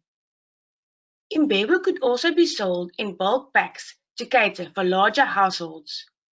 The yeast extract and flavor enhancers could be replaced with low-price alternatives to reduce product cost.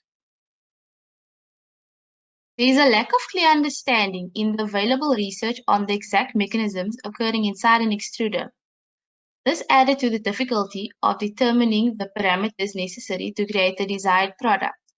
In this manner, Imbewu production combines science with new product development, as the changes during and after extrusion were based on research and determined by scientific principles.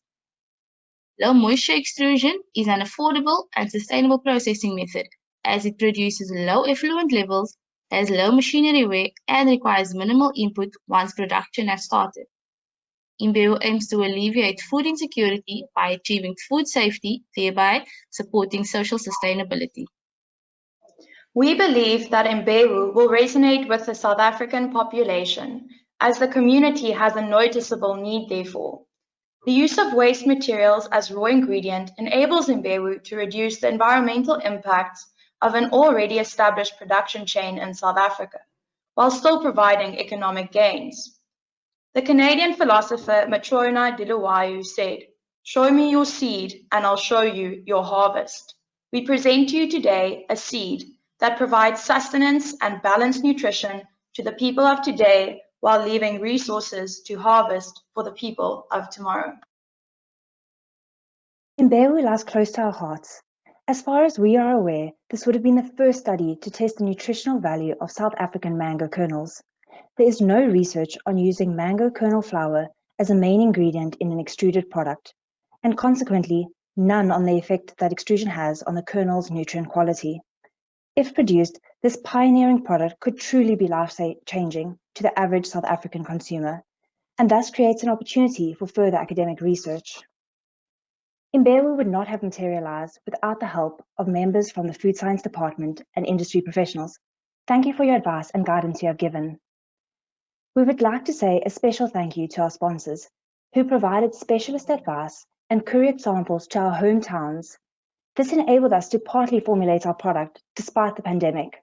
Thank you. We look forward to your questions.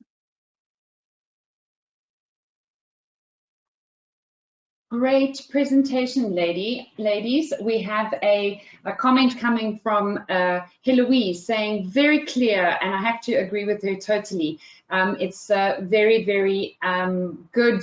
Very well presented. A comment coming from Janusz Luterik. You have an attorney listening to you today saying, I like the concept. Why limit it to the lower end of the market? Why can't I eat it too? So well done. Some very good feedback from the audience. And I think, ladies, you have to admit, and let's be fair, you did have the benefits of technology playing along with you. No gremlins. So I don't know what you did, who you paid off, but you definitely had some amazing signal there. So it always helps when it's nice and clear from that perspective. There's lots of questions coming in from the audience, which is wonderful, but let's get to the important people of the moment, and let's find out if there are any questions from the judges. So I'm going to start from the top and work through the list of judges to see whether there are any questions. Krishna, from your side, anything? Would you like to unmute yourself? If so, otherwise I'll move on to the next. Dr. Frew, any questions from yourself? Yes, I've got one question on, again, it's always around the sourcing of your material, because you've got your key ingredient as your mango kernel powder. And I'm wondering if this is not a challenge to actually source, and how did you deal with that, sourcing challenge to be able to consistently get your supply of mango powder, kernel powder? Thank you for your question. We actually went with Cape mangoes, which are situated in Clanwilliam. So when we were originally supposed to make the product, we wanted to get a supplier based in the Western Cape. So we went with them, but I think there's so much more potential in South Africa. Obviously, the Western Cape is not the main growing region. It would be more in KZN. So I think considering their farm and the many others that are in the KZN area, we would definitely have a sustainable supply. I think Kayla can elaborate more on that. We actually have certification from the mango producers as well. So I think that just adds to the fact of it. Yeah, Kayla? Our mangoes, they have the following certifications: the FFF, Farming for the Future, the GRASP, the Global Gap Risk Assessment on Social Practice, the Field to Fork, FSA certificates, Global Gap, and ISO 22000. Sorry, maybe let me just, and you're absolutely right in your question. I think there's a specific ones that I like to get. If you take the consumption of mango, because you wouldn't specifically grow mango for this product, right? So how do you link the current consumption or usage of mango to the supply of your ingredients? That's really the background. Sorry, I misunderstood. So in South Africa, we have 90,000 tons produced. And of that, if you take away the 57%, so we left with our 57%, we take another 35% of that, and it adds up to more than 17,000 tons. So the seed and the kernel alone, just from South Africa, is 17,000 tons. And I hope that would be enough to produce our flour. Yes, Chrissy? Just to add to Ashley, I think what Dr. Fru is coming at is also our suppliers come from people who produce mango pulp or dried mango fruit. So we would get the seeds after they have made their product. So it's like a waste product from them, and then we use it as an ingredient on our side. Thank you. That's where I was getting to. Thank you. Right. Absolutely. And a very, very good point. I've actually worked with these guys, and I think they would be very happy for you to take it away. Lisa, you have a question. Go ahead. Thank you. And great presentation. Well done. Always I find extrusion is such a excellent processing method, and well done for using it. My question was similar to Fru. If this product took off, would 17,000 tons actually be sufficient? And you might come unstuck there over time if it did take off and you then starting to almost grow mangoes to be able to create the ingredient. But I wanted to understand, and I think you've answered that. I want to understand how you came to identify mango kernel flour as an option. And I also wanted to ask, just in terms of packaging, I think, my view is it would be difficult for consumers to understand what the product is. And I want to understand your choice of design, especially if you are targeting a lower LSM consumer who's buying soya mince or recognizes soya mince. How will they know what your product exactly is? Those were the two questions. Thanks. Somebody? Anybody? I can answer the packaging one for us along. So we did notice that obviously we haven't added a picture to the top of our packaging, and it's not ideal, but let's face it, soya mince or any mince alternative is not an attractive product. So if you had to put it on the front of your packaging, I don't think it would really appeal to the consumer. So at the back panel, we've actually added the picture of our cottage pie so that someone can actually see what it looks like when it's made into a product. And then we also thought that a good recommendation could be to actually have a clear cutout panel on the front of the box. That way consumers can actually see what's inside of it. And then lastly, it would definitely be displayed on the same shelf as soya mince. So obviously, if it was then next to the soya mince, a consumer would gauge that this is an alternative to soya mince, even though we are still competing with beef mince. Right. Thank you. Samantha, would you like to add to that? Samantha, we can't hear you. Sorry, if I can add that, I just wanted to say that in the development of the design, obviously this project has become a theoretical project with the whole coronavirus pandemic, and we weren't actually able to create our final product. So to get images for the front panel was a bit difficult. Denise? Okay, I just want to answer the question on how did we decide on mango kernel flour. So you'll see when we did the benchmarking on the right-hand side, we mentioned an international product from sunflower seed mince. And initially we looked into using sunflower seeds or canola seeds, but then we saw that that wasn't feasible. So then we read that people had started making flour from mango kernels for biscuits. And it's never been done as a meat alternative, and it's never been the main thing that's extruded to form a product like this or to form any type of product. It's always an auxiliary ingredient. So that's how we decided to give ourselves a challenge and theoretically extrude this flour that's never been extruded. So well, I think everybody would like to see you try it. Colleen, would you like to pose your question? Sure, so I'm a little bit in Dr. Fru's position. You've used one of my products from Unilever, which is Norok Soya, as your benchmark. So naturally, I was going to ask a question. So I think it's very exciting. Honestly, I think this is a really, really exciting application and really novel application of a waste product at the moment. I think I share some of the other judges' questions around sort of like, if this really takes off, how are you going to keep up the demand, right? So I think a quick benchmark would be, do any of you know how much Norok soya mince gets sold in tons every year?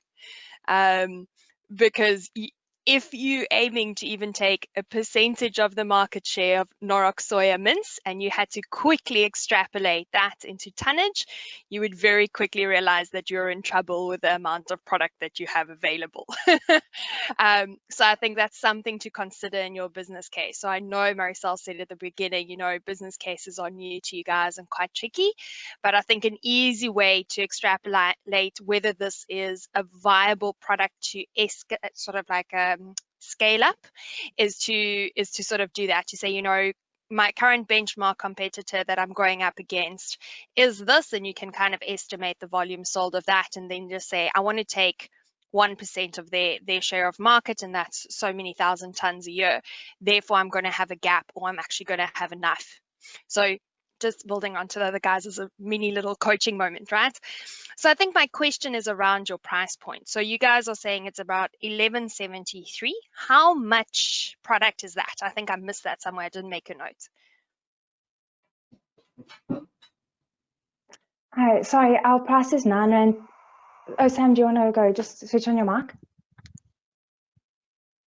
Sorry, the updated price is R9.29, and that's for 100 grams of product, which serves 2 people. All right, so R9.29. So I just quickly looked at what's the retail price at the moment for Norok soya, which is just under 20 Rand. So you guys are pretty much price parity to Norok soya, given sort of how you've put your business case together, right? So I think if you guys taste really well, this is really in with a chance. There's a lot of negative sentiment in a lot of communities on the taste of soya. So fantastic idea. So I think definitely try and take this forward. Try and understand how you can manage this whole yield thing, how you can figure out how to get more. Those kind of things are really exciting. So really job well done. Super. Okay, I'm going to move you on, ladies, if you don't mind, because Dr. Hogan has a question for you. Is that okay? Dr. Hogan, please won't you go ahead? Hi, guys. Congratulations. Yeah, I think I'm sort of in with the other judges that this is a very interesting concept. Just maybe refresh my memory. The mango seed you said could be quite astringent or bitter at the beginning. Am I correct? So why did you end up with something like mince and not going for something where you could more play, like sort of utilize the astringency of the product, maybe a fermented type of product, or what? Is it more out of interest? What was the thought process behind doing a mince? Okay, I'll start. In our market research, you'll see we asked the respondents what is the most, like what is the type of meat they get their protein from the most, and the majority of them answered mince. So then we looked into mince, and then if you look at extrusion as a processing method, it really does reduce the astringency of your raw material through processing. And then Shakina can add on here, but she also said it in her chemistry section, extrusion and the soaking of the kernels really reduce your tannins, which is what mainly delivers the astringent taste. So if she wants to add on here, she can. Shakina? Okay, the tannins are water soluble, so when we soak it in the water, the process before extrusion, and then most of the, like 48% of the tannins are reduced, so it decreases the astringent taste that the mango flour would have. Cool. A couple of comments, guys, coming from the audience. One being the name. So could the name be misleading? Also, you know, could there be a sort of misunderstanding of the TV show that's called Mbewu? So just a couple of things in that regard. I'm sure we're all learning something, but I think some interesting comments. And then another interesting comment, what about avocado pips? Because obviously those are also a waste stream coming out of, you know, the sort of guacamole range. So a good comments. And then Heloise is saying there's a social enterprise in Hoedspruit. You know, perhaps you could actually provide or even use this project as a source of income for an NPO. And I know there are lots and lots of mangoes that are grown up there, and there's never enough because there's such a lot used for achar that even sometimes when it comes to mango pulp, there's shortages. So perhaps, you know, we need to grow a few more mango trees because that could help you with your, the volumes that you need. Right, last round to the judges. Anything from Dr. Panamava, Dr. Marie? Karen, anything from your sides before I thank these ladies and we move on to the next group? Denise is dying. Okay, Denise. Sorry, I just want to address the upscaling of the product. So we did discuss this beforehand, so we really want to answer it. So we chose 3 varieties so that we would have a high availability of it, but then also when we make the flour from the mango kernel, we have an 80% yield. So as Ash said, there's a lot of kernels that are yielded from the production, and then we have an 80% yield, and then in the extruder to make a batch, we don't put the full 80% in. Ash can answer here for me, like the amount we put in, but so we would be able to make more than one batch from more than one batch of flour. So in that way, and then the flour can last up to a year under ambient temperature. So in that way, the TPP materials have a long shelf life and like they'll always be available to us. Okay, right. So we've got about some of those things as well. Anyone else? Right, okay, so thank you so much, ladies. We really enjoyed your presentation. Got a great idea, got a lot of involvement from the audience, so that's looking good. It's time to say goodbye because it's time to say hello to the group from Kidley. What does it mean to you to be South African? Is it having a day dedicated to braaiing, or perhaps that we all collectively refer to our president as Uncle Cyril? Is it the fact that we unite behind the green and gold? The Springboks, the Bafana, and the Proteas? Well, today I ask you to unite behind my team and our green and gold. This year's brief aimed to address sustainable and affordable nutrition for the South African consumer. While it sounds easy, we had to spend some time defining nutrition, sustainability, and affordability. We focus on finding nutrition in terms of malnutrition, a deficiency or an excess in a person's intake of energy or nutrients. We chose specifically to focus on undernutrition. While there is an adequate intake of energy and protein, micronutrient malnutrition is a major concern. Therefore, the Kidley team focus on making a product that includes sufficient amount of vitamins and minerals to combat the undernutrition and the complications that arise. Sustainability is such a difficult term to define because of all the disciplines that feed into it. For the scope of this brief, we define sustainable food products as those that are produced in humane, environmental, and economical ways.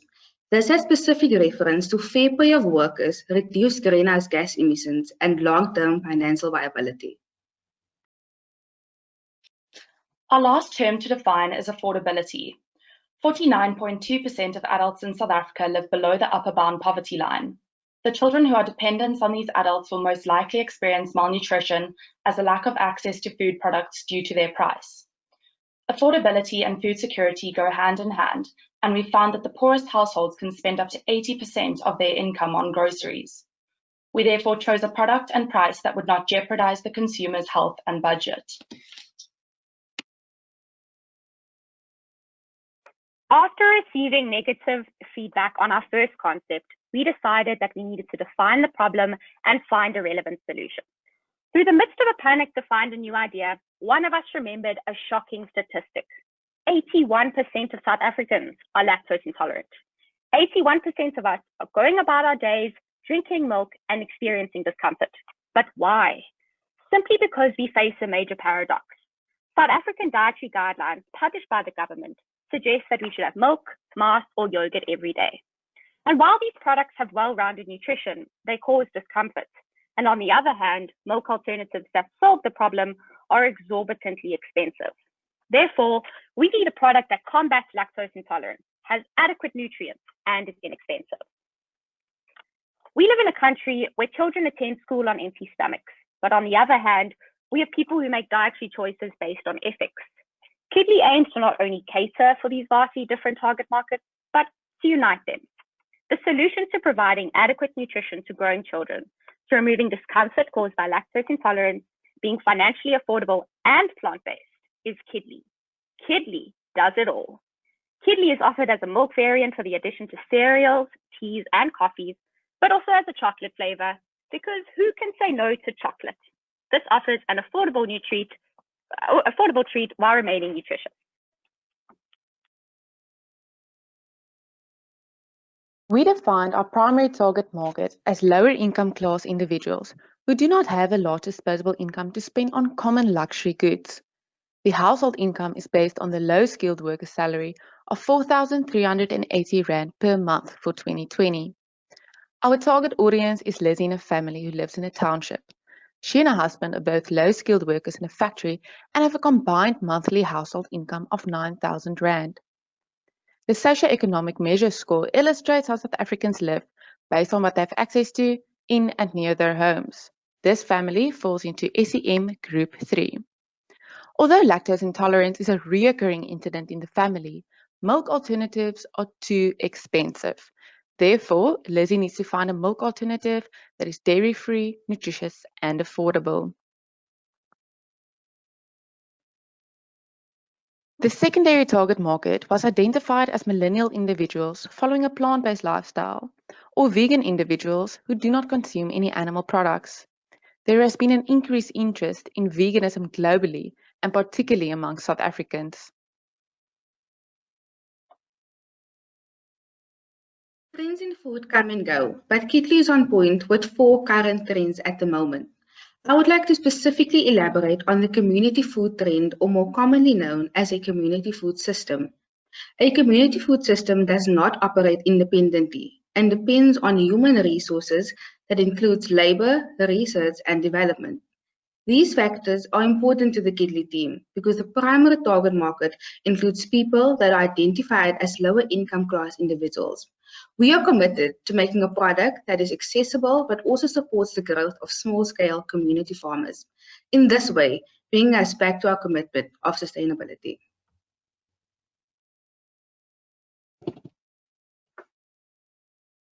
We have chosen to play out a scenario where our SWOT analysis overlap. Our strength being an easily transportable, affordable, nutritious, and lactose-free alternative. The opportunity here lies in being able to transport to individuals in rural areas that relies on crop success. Therefore, we could approach feeding schemes for the approval of our product. Our weakness lies in brand identity, where the target market prefer mass or regular cow's milk and cannot afford to be disappointed. The opportunity here is to introduce Kidley as a free nutritional supplement to children in these areas through NPOs and NGOs, which will develop a future market. With our given strength, the threat lies in requiring a high capital startup for the plant, because the product success relies on spray drying. To solve this, an opportunity of going through a feeding scheme allows us to apply for government funding to set up a factory. This will allow us to fill the gap and still remain affordable. Our area to be most wary of is where our weaknesses and threat overlaps.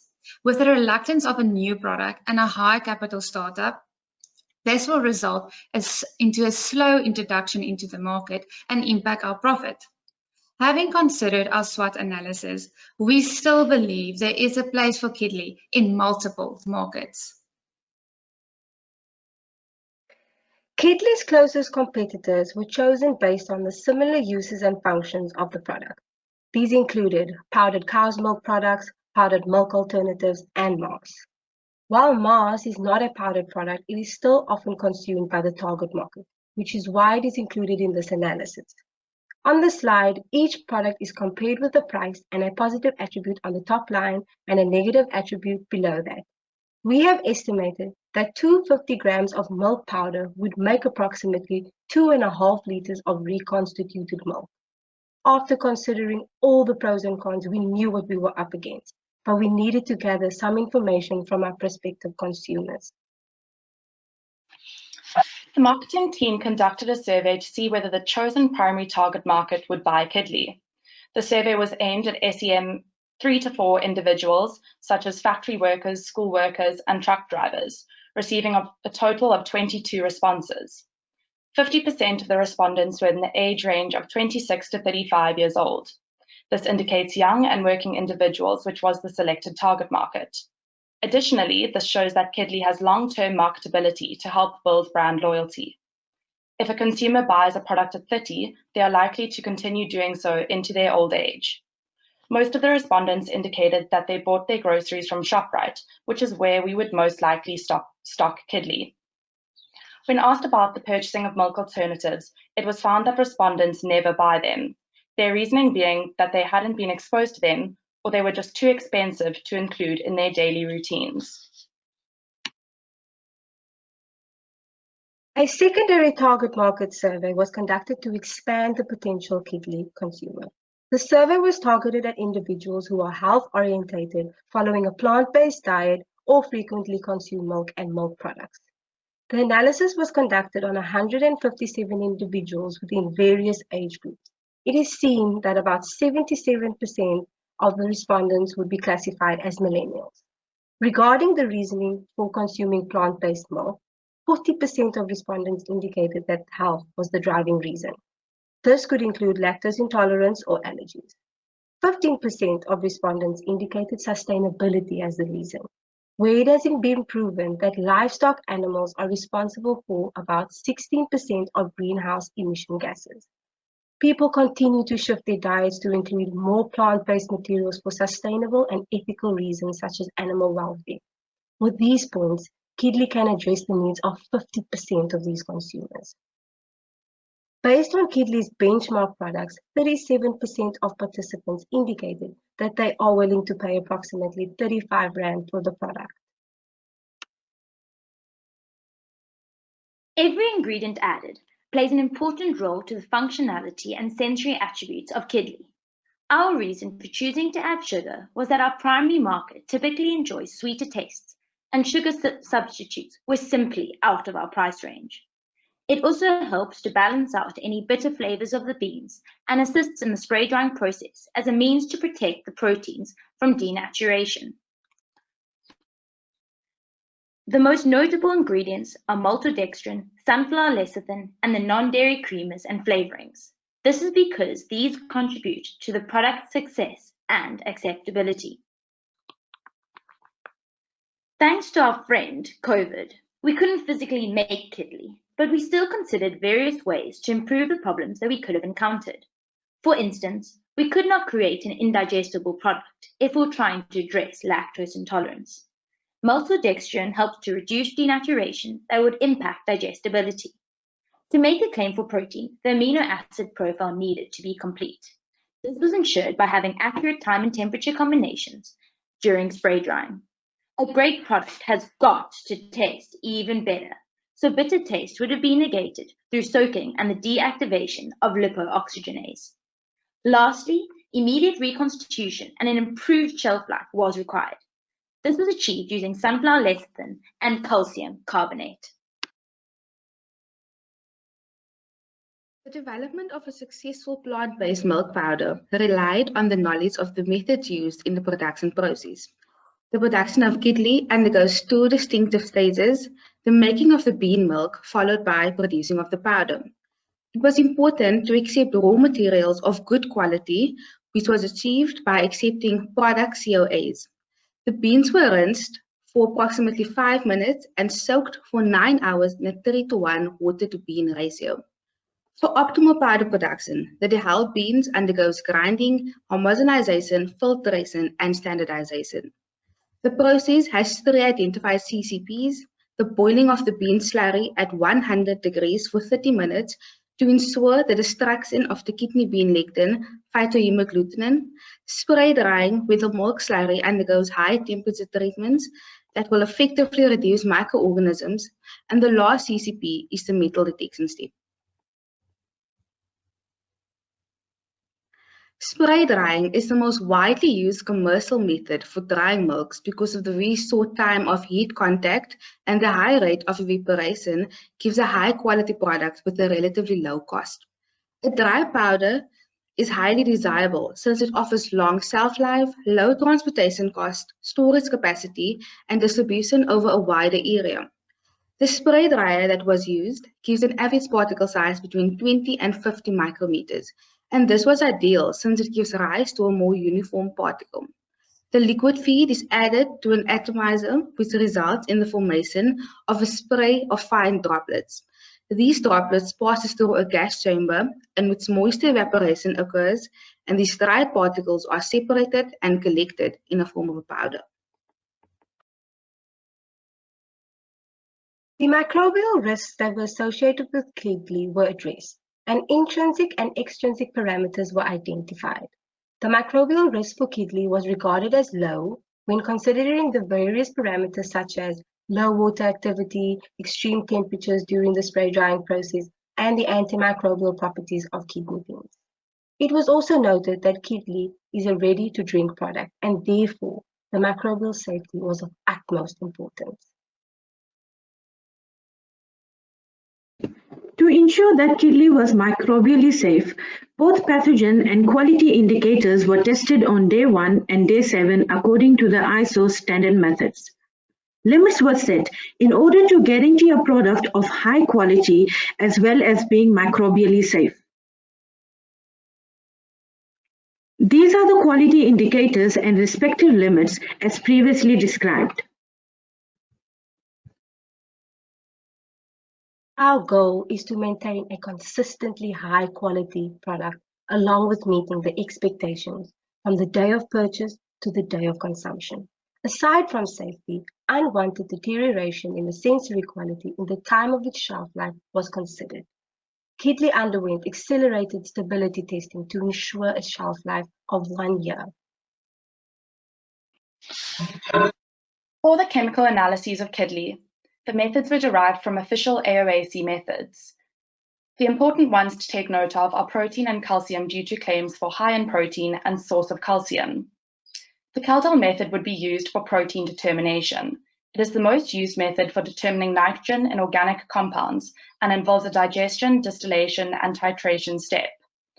We decided to use this method because the final protein content is determined by using the empirical nitrogen factors from this method alone.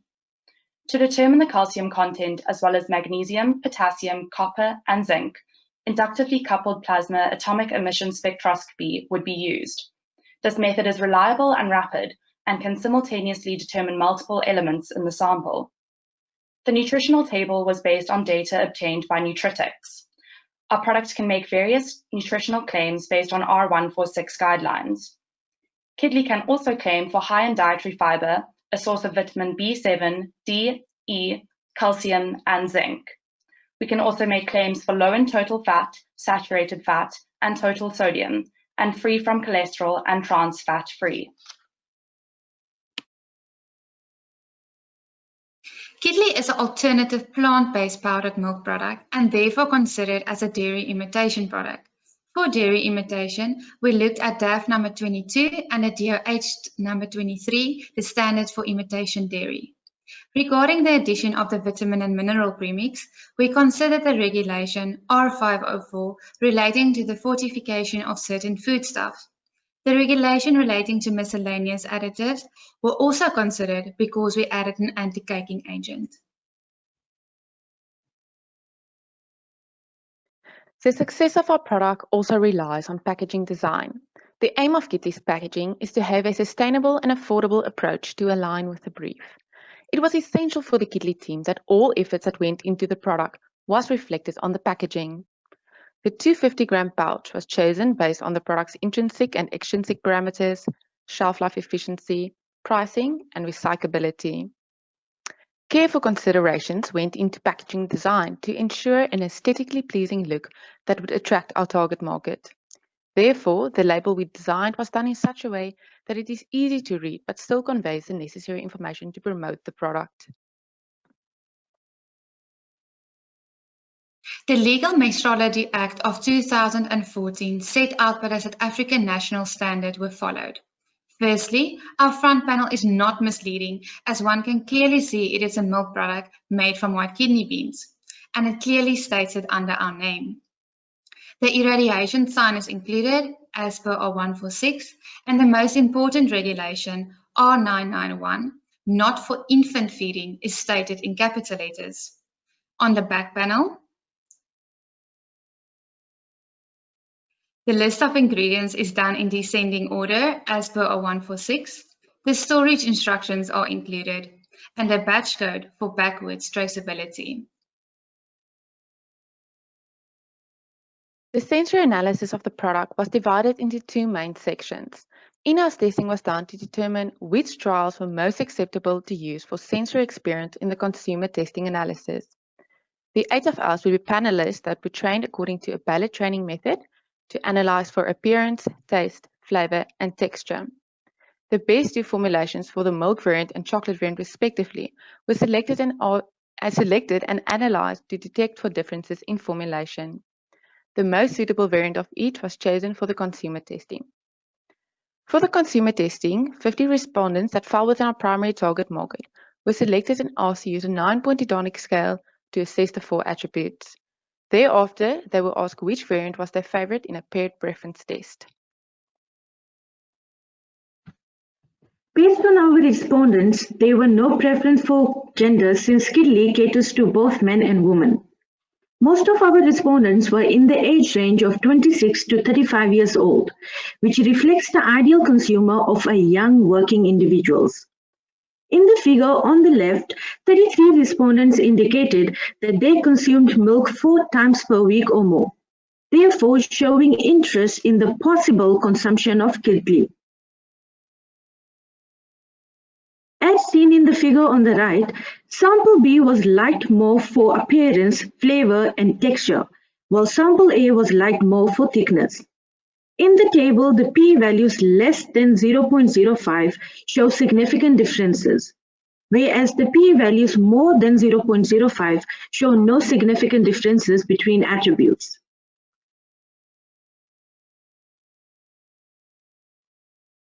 "89% of the respondents preferred the chocolate flavour, which can be due to its extreme popularity.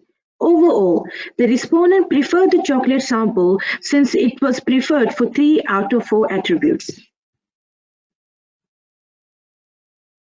The final product cost comes to approximately 35 Rand. 3% of all household income is spent on milk, which implies that our target market can afford to purchase Kidley 7 times a month, which adds up to almost 20 litres. Kidley is outcompeting other benchmark products with its cheaper price and promised benefits. Compared to cow's milk powder, our product has vitamins and minerals, but excludes the discomforting symptoms that keep you up at night. One major aspect that we would like to highlight is that VAT adds nearly 8 Rand to our product. Our team firmly believes in providing nutrients to those who need it most but cannot afford it. We would one day like to appeal that Kidley could become a VAT-free item, as it can be viewed as essential. Alternatively, we could sell a product to NPOs and NGOs who would cater to the poorest individuals at no cost to those households. United behind the Kidley brand, we have set out to show you the benefits of Kidley as a recourse against malnutrition, its health benefits, and ethical concerns of various interest groups. We believe that Kidley should become a firm staple in the shopping baskets of all South Africans, since everyone deserves a stronger tomorrow. We would really just like to thank everybody for your help, our sponsors, the Demis, the mentors, everything that we have been through this year. We were constantly kept on our toes, and we would just like to thank you. And I would personally just like to thank my team. You guys are incredible. You know that I love you so much, and I'm so, so proud of you all and this product that we created. Thank you. That was very, very well done, ladies. Very, very well done. And we would like to thank you so much for a very professional presentation. Having chatted to you guys earlier in the week, all I can say is I am blown away. You guys have done exceptionally well. Right, let's start with the judges and let's see whether or not we have some questions to understand if you've thought through whether you've got sufficient supply, how you're going to manage those things. So Dr. Frew, I know you're going to ask them that question, so please go ahead, you're first in line. Well done, ladies. Well done, Team Kidley. I think you guys really applied your minds to what you presented. Very, very good thinking applied to the biochemistry of your ingredients and process. I really liked that. The one thing that you guys mentioned, which I wanted to just probe a little bit, is your shelf life testing. So you talked about doing an accelerated shelf life testing. What I'm curious to understand is, what were the conditions of this accelerated shelf life, and what attributes did you measure to ensure that your products achieved the final shelf life that you determined? Do you guys hear that? Can you just repeat the beginning part of it? I know that he's asking about that accelerated shelf life, but just after that. No problem. So you did an accelerated shelf life. So I'm curious to understand, what conditions did you conduct that accelerated shelf life under, and what attributes did you of the product did you measure to arrive at your final shelf life? Nina, do you want to answer, or I'll start. So obviously, when considering accelerated shelf life, you would use a hot box, and you would have had to control the humidity. Now, because, like we said, we didn't physically make Kidley, we had to estimate some kind of parameters. This could easily be found based on any kind of seasonings out there. You would have to base it on relative humidity as well. So maybe a good range could be about 55% humidity and around 30 degrees Celsius. That's a good working range. Obviously, you have to take this into account, because if we plan on distributing Kidley all over the country, we have to consider places like Durban having high humidity as well. So this is the kind of things that we would think about. When considering whether your product has failed shelf life or not, you would obviously look for typical macros, things like yeast and molds, but also clumping as well, and caking. That's a huge thing. And while our rancidity wouldn't be a huge issue because of the destruction of lipoxygenase, you would have to taste for that as well. So you could do taste tests in a broth or something similar to that. I'm not sure if Mazan or Nina wanted to add to that. I will just also wanted to say that when you do sensory analysis, you can also test for shelf life, like how the taste will differ over time. If you reconstitute it and you make it and you put it in a refrigerator, how it differ and how it actually affected. And also in terms of the powder, also test that in sensory analysis. Nina? It's fine, okay. All good. All right, Dr. Hogan, you have a question. Please go ahead. Hi guys, very nice concept. I thought it was very interesting and a very well presented presentation. I just have some questions, maybe I missed it, but on why you decided to market it as a dried product. And then secondly, I know you said you added sugar, and I was actually quite surprised to find recently that most milk alternatives, rice milk, etc., actually has some added sugar to it. Is there anything that you would consider doing to increase the sweetness other than adding sugar? Go ahead, Jana. So yes, we also added sugar compared to our benchmark products because we could obviously not make the product and we couldn't taste it. But the thing is, sugar, we can add a sweetener. We can partially take out some of the cane sugar and add a sweetener. But the thing is, it will add a lot to our costs. And our primary target market, they not necessarily spend a lot of money on sweeteners as it would increase the costs. And we need the cane sugar to protect our proteins during the spray drying.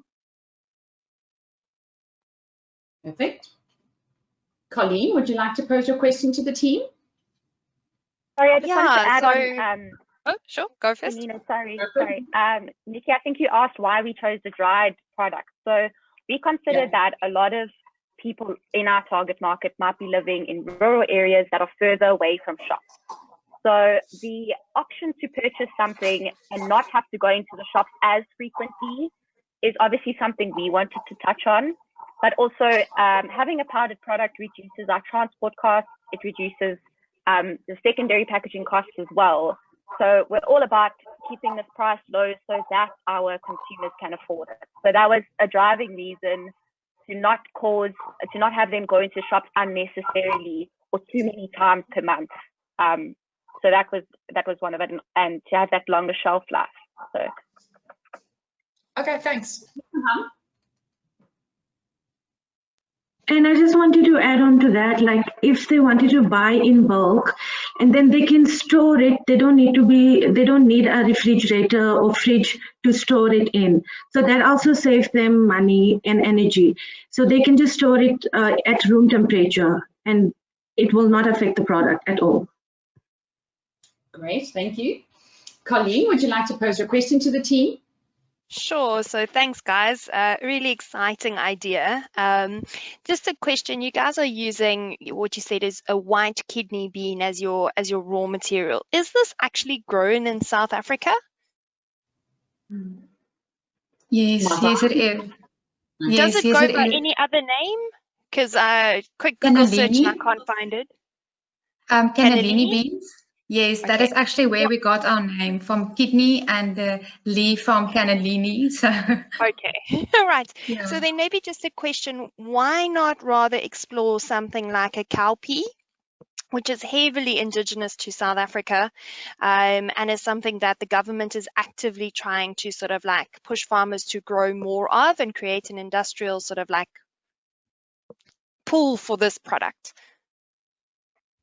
I think the initial reason for choosing white kidney beans was we obviously considered beans in general. We chose white kidney beans because of the color, and then it was a better protein content than butter beans because we put both of those together in terms of that. I don't know why I think the cowpeas wasn't considered because of the price. I think it might have been that kidney beans came out cheaper. I don't know if Georgie or Jana want to add to this, but kidney beans, in terms of considering the entire product as a whole, it just seemed more attractive to us at the time, having ticked so many boxes with the color. It's not got that overpowering bean taste as well. And obviously protein was really important. We really wanted to make a claim for protein, because not a lot of our benchmark products have that as not a lot of them offer that. So I'm not sure if Georgie or Jana wanted to add or. Yeah, just from a practical point of view, I don't know the size of the cowpeas, but white kidney beans is quite large, and we manually dehull the beans, so it would be easier to have a larger bean. Yes. Makes sense. Georgie, do you want to add? Yeah, I think just having all the essential amino acids was a really important point. I'm not sure about the cowpeas, but yeah, that was definitely something that we considered.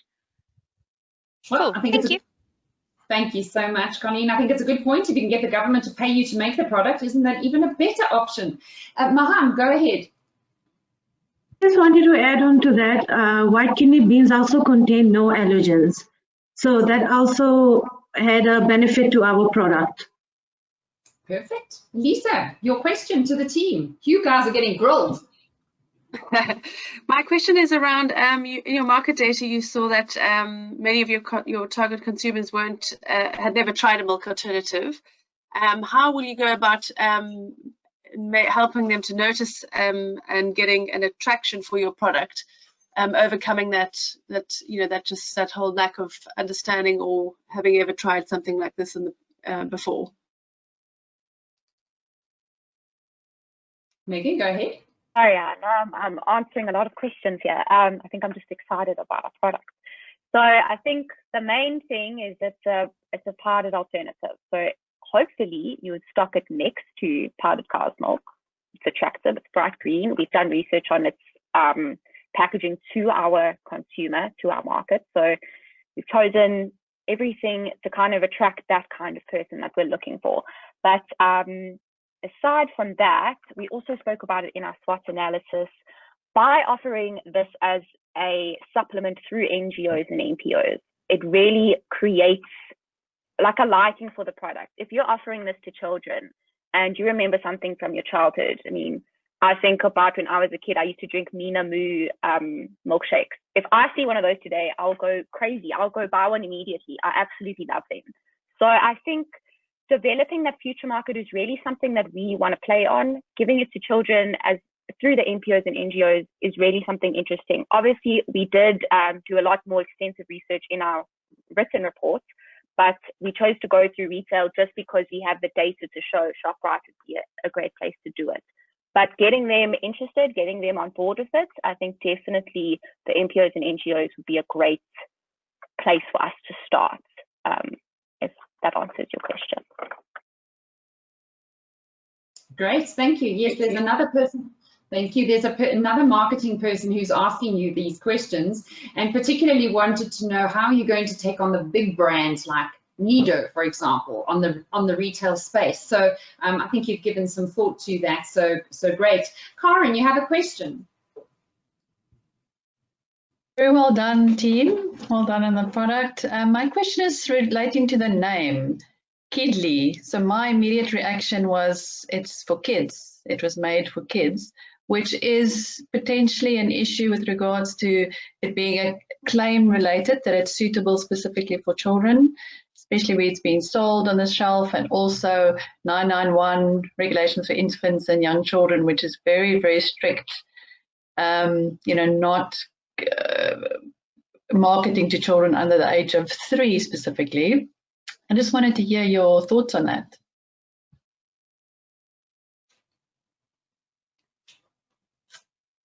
Somebody.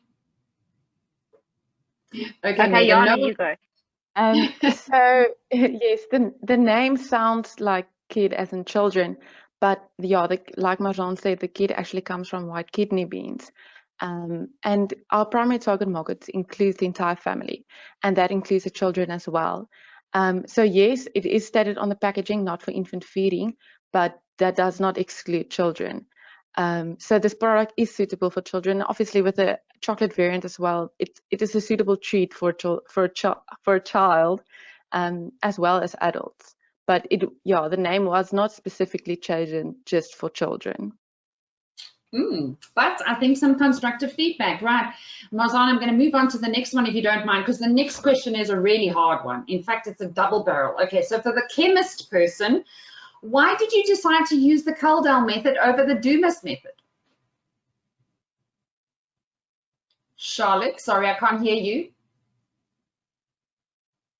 Don't worry, it happens to all of us. We decided to use the Kaldal method instead of the Dumas method because the final protein content is determined using empirical nitrogen factors from this method alone.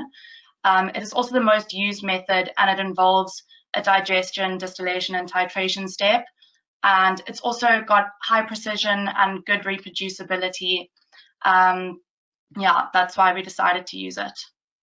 Okay, and then another question, also from Paul, is how environmentally friendly or sustainable would it be to produce your milk? Because obviously we have to consider what's the impact of the actual production process going to be on the environment. Did you guys give any thought to that? Megan, go ahead. We did. So the first thing to note is that beans are farmed in sustainable ways. So they don't impact the soil health, they promote it, they really actually help the growth of they help the health of the soil to help other crops grow. So that was something that we considered in terms of sustainable farming.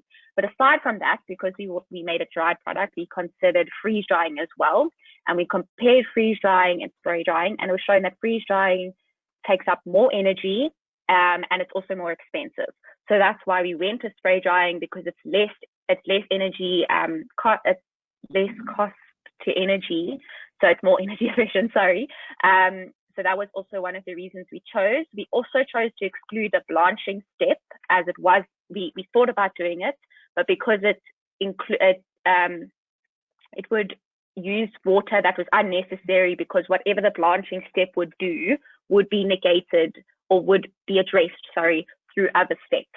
So we have chosen to make this product as sustainable as possible, cutting out as much unnecessary stuff as we can, using steps that are really just completely pertinent to the production of Kidley. Perfect, great. Well done, ladies. I'm going to stop it there. We have another group standing in the wings. Very, very good effort, and we look forward to seeing more about your product soon. Good afternoon, faculty members, guests, and fellow food science students. In the year 2020, consumer behaviour has shifted like never before. The power of choice is being put back in the hands of the consumer, allowing for the ability to attend online business meetings, host online dinner parties, and even listen to your favourite podcasts, all from the comfort of your own home. The long-standing definition of an office job or 9 to 5 has been disregarded, and a new era of possibility through scientific and technological innovation has arrived.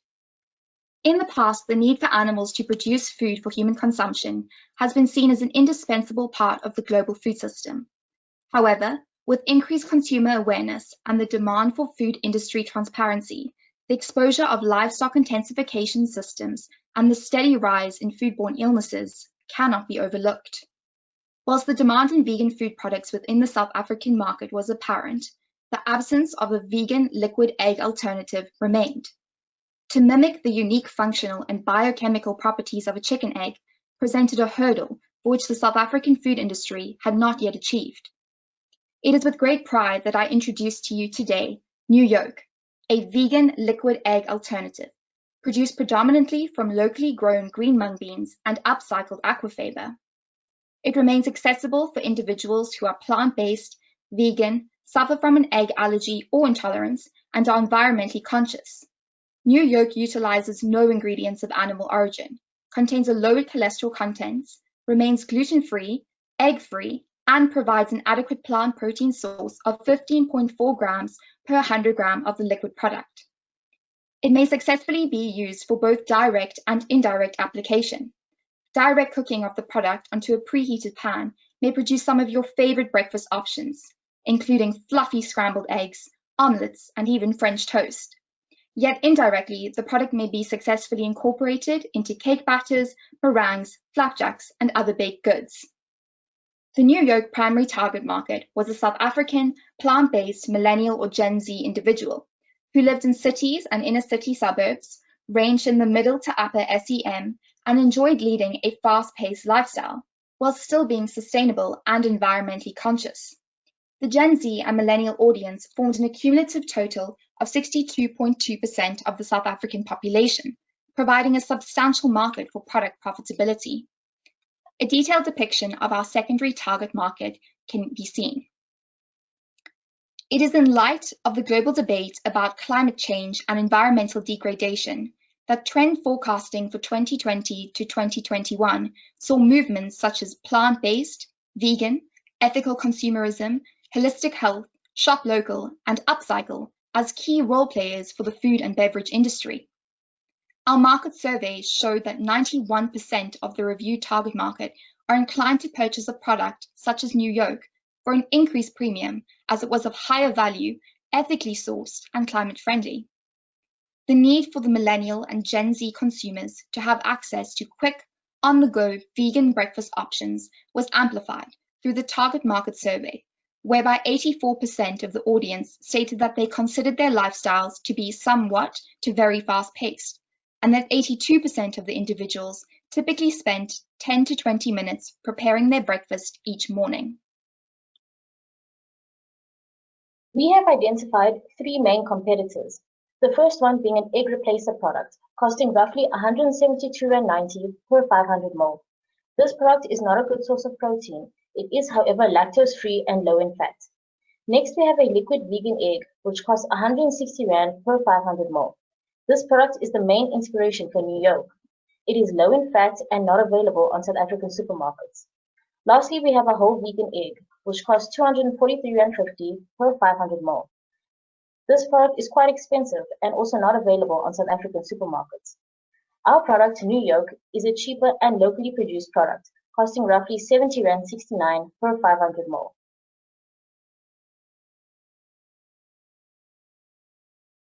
The SWOT analysis provides a brief overview of the core aspects that we considered when designing the product and the image in which we wish to portray it. Starting with the strengths, we can confidently claim that the resultant product is significantly more land and energy friendly when considering traditional poultry farming, or more specifically, egg production. It is a versatile product with the ability to replace traditional eggs in most scenarios, while being high in plant-based proteins as well as being low in negative nutrients. Following this, the product can be altered with further NPD requirements, such as a sweet version for use in desserts. The weaknesses are a result of the novelty of the product, with aquafiber, a main constituent, being commercially known for less than 6 years to date. The lack of formulation trials has resulted in an unsure proposed composition, which is compounded with a lack of similar commercial equivalents, especially along the trends and values that are central to our product. The threats are a compounding agent in this, with the core of each stated threat being the uncertainty surrounding such a novel product.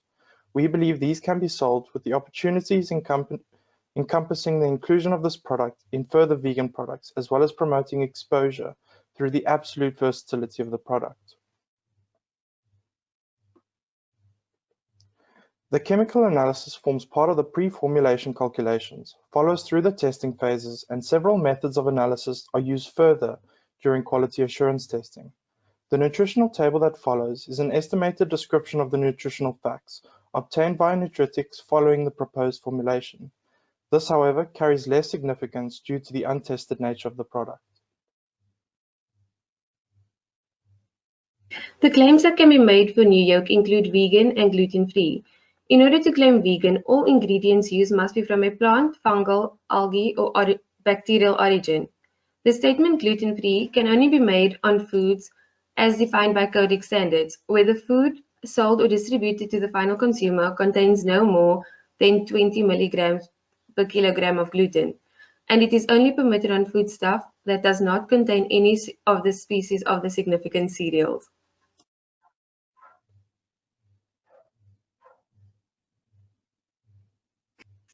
We decided on physical values which are very close to those of eggs.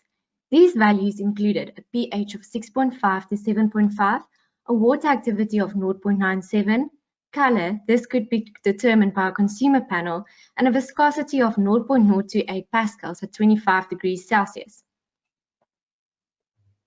The intrinsic parameters included pH and water activities. These parameters will not act as microbial inhibitors, as it was determined that all the significant microorganisms are able to grow at a neutral pH and a water activity of 0.97. Available oxygen, as most of the significant organisms are facultative anaerobes, excluding oxygen will not inhibit all microbial growth. Nutrient content and natural antimicrobials. The extrinsic parameters included temperature. The product will be kept at or below 5 degrees Celsius, which will be sufficient to inhibit the growth of most organisms except for yeast and molds, as well as listeria. Humidity, atmospheric gases and headspace in the packaging, light exposure and processing times and temperatures. New yolk will be pasteurized at 72 degrees Celsius for 2 minutes and 45 seconds. This will be sufficient to kill most bacteria except for Clostridium perfringens and its spores and toxins, as well as yeast. The following organisms could potentially be present in the product and pose a risk for consumer safety and the organoleptic properties of the product. The following table indicates these organisms, the methods of testing, sampling plan, and limits. These organisms were chosen because they were either present and caused foodborne illnesses in mung beans, were present in eggs, caused foodborne illnesses, and are indicators of adequate pasteurization or poor personal hygiene. Our main ingredients primarily revolve around mung beans and the upcycled aquafaba base to provide the bulk of the product, with turmeric as the colorant and black salt providing that classic eggy aroma. The mung bean isolate is the main constituent of the product that inspired New Yolk and functions as a carrier of most of the functional proteins present within the product. These act as storage proteins within the mung beans themselves, and when heated, undergo denaturation that results in the proteins unraveling into beta sheet dominated structures, with hydrophobic regions acting as a main process of aggregation when cooking. Our usage of mung bean flour is designed as a cost-reducing method, as well as bulking up the product and providing the majority of the fats and carbohydrate numbers. Aquafaba, which is standardized by the addition of water, is the liquid base into which the rest is added, and provides some functionality in its foaming characteristics. Along with this, it provides a sustainable approach due to its source being recycled chickpea brine. Turmeric as a colorant has significant health benefits. However, its usage in low volumes will probably be effective in achieving the color palette necessary for our product. Black salt is a derivative of regular table salt, but with the inclusion of ferric sulfate as well as sodium sulfate and bisulfate. This releases an egg-like aroma that increases the immersion experienced in this novel egg replacement product. The remaining ingredients, while not being the core of our product, contribute in significant ways into making this product an excellent reality. The processing procedure, while complex in its overview, can be condensed into simply explained 4-step processes for ease of understanding. Grinding involves the initial reception of the raw ingredients, followed by the removal of foreign bodies. Grinding then takes place to a predetermined grain size, followed by distribution into the mixing and protein isolation stages. The protein isolation stage uses an acid-base extraction method, which takes advantage of the isoelectric point of the proteins to cause precipitation. This process in literature has a high overall yield. Mixing involves the integration of all the remaining ingredients into the standardized aquafaba base. Slow mixing is required to minimize aeration and prevent foaming. Packaging is the most high-risk protocol of them all. It takes place aseptically to improve shelf life and is preceded by pasteurization. Between pasteurization and packaging, the product must be immediately packaged to reduce risk of contamination. We have identified 3 CCPs, the first being a filtration and sieving step. Here, potentially large or hazardous particles are removed before reaching the final product. It ensures consumer safety and protects the machinery. CCP number 2 is a pasteurization step. This is a heat treatment step to eliminate microbes and reduce target microbes to acceptable levels. The time and temperature is very important at this step. CCP number 3 is a metal detection step.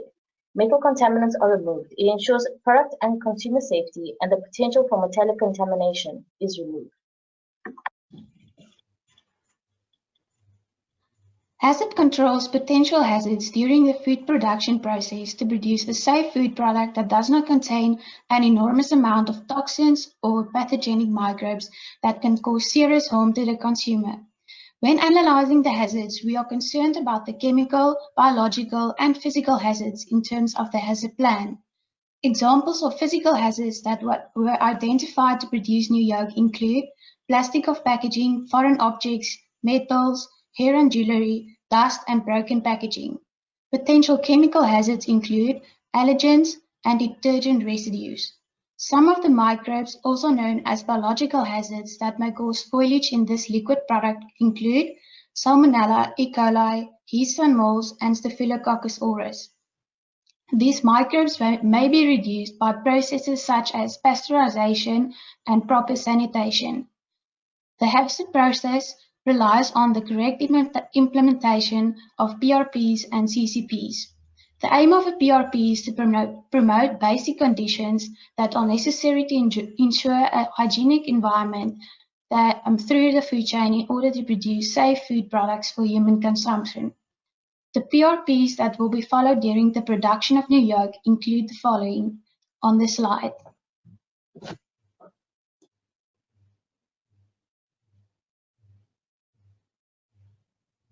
In order to ensure that new yolk is commercially successful, the cost of the product needs to be taken into account, as this is related to consumer acceptance. And to establish a market price for new yolk, various costs must be covered, ensuring that our product is profitable. The new yolk team decided on a 30% margin in order to calculate the final price. The preliminary costing of new yolk is shown in the table. A final price of R70.69 was established per 500 milliliter unit.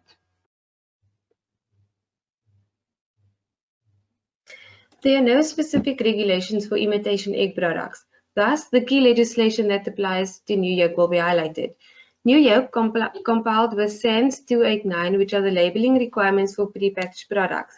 R146 relating to the labeling and advertising of foodstuff was used extensively to determine the packaging requirements and permitted claims.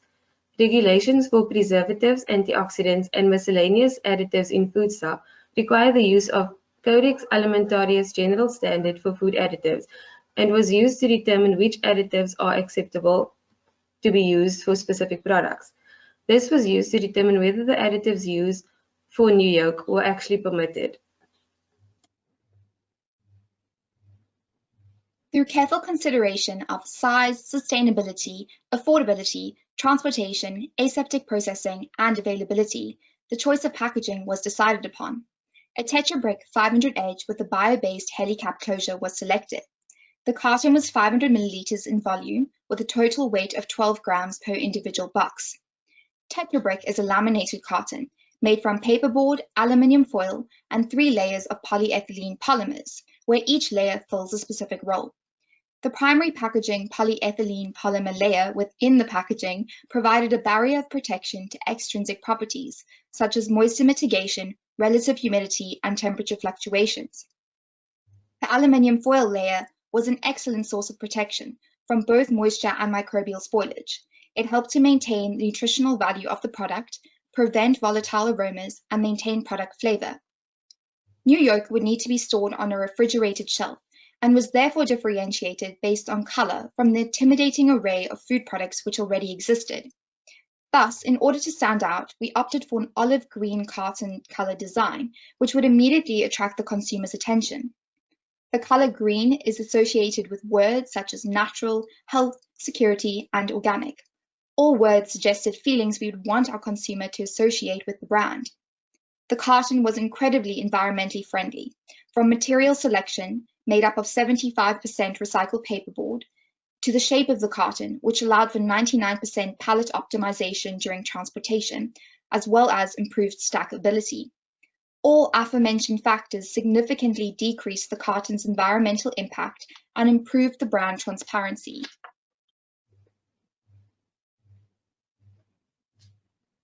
Each batch used to serve the consumers underwent microbial and chemical testing to ensure that the product was safe for human consumption. The consumer analysis consisted of 48 participants. These untrained individuals either generally consumed egg products or live a plant-based lifestyle. We tested 2 product variations to see which of the 2 variations the consumers preferred. The 2 formulations of new yolk differed in salt content. One formulation contained 2.5 grams of table salt, whereas the other formulation contained 2.5 grams of black salt. This was to mimic an egg-like smell and flavor due to its sulfur content, which would be better for the sensory profile of new yolk. A 9-point Hedonic scale was used to determine the degree of liking for the appearance, aroma, texture, and the overall taste of new yolk. As a consumer analysis never took place due to COVID-19, new yolk received mock data which was analyzed using Excel stats. As seen on the graph, the analysis of variance indicated that the appearance, aroma, and the overall taste showed a significant difference between the two sample variants, as the p-values for these attributes were all smaller than 0.001. There were no significant difference detected for the texture attribute, as the p-value is greater than 0.05. The sample's texture was a least like attribute, scoring in the slightly category on the Hedonic scale. For all 4 attributes evaluated from the mock data, the sample with the black salt received a higher score on the Hedonic scale. The significant differences present between the appearance, aroma, and the overall taste indicated that consumers generally like the sample with the black salt more. Overall, our product was liked slightly for the sample containing the table salt and liked very much for the sample containing the black salt. From the mock data, the sample containing the black salt was preferred by 65% of the consumers, and only 35% preferred the sample containing the table salt. Therefore, we would want to use the black salt to manufacture new yolk. But to compete with current commercial products, improvements need to be made, as well as possible reformulation needs to take place in order to further improve the sensory attributes, especially the texture of new yolk.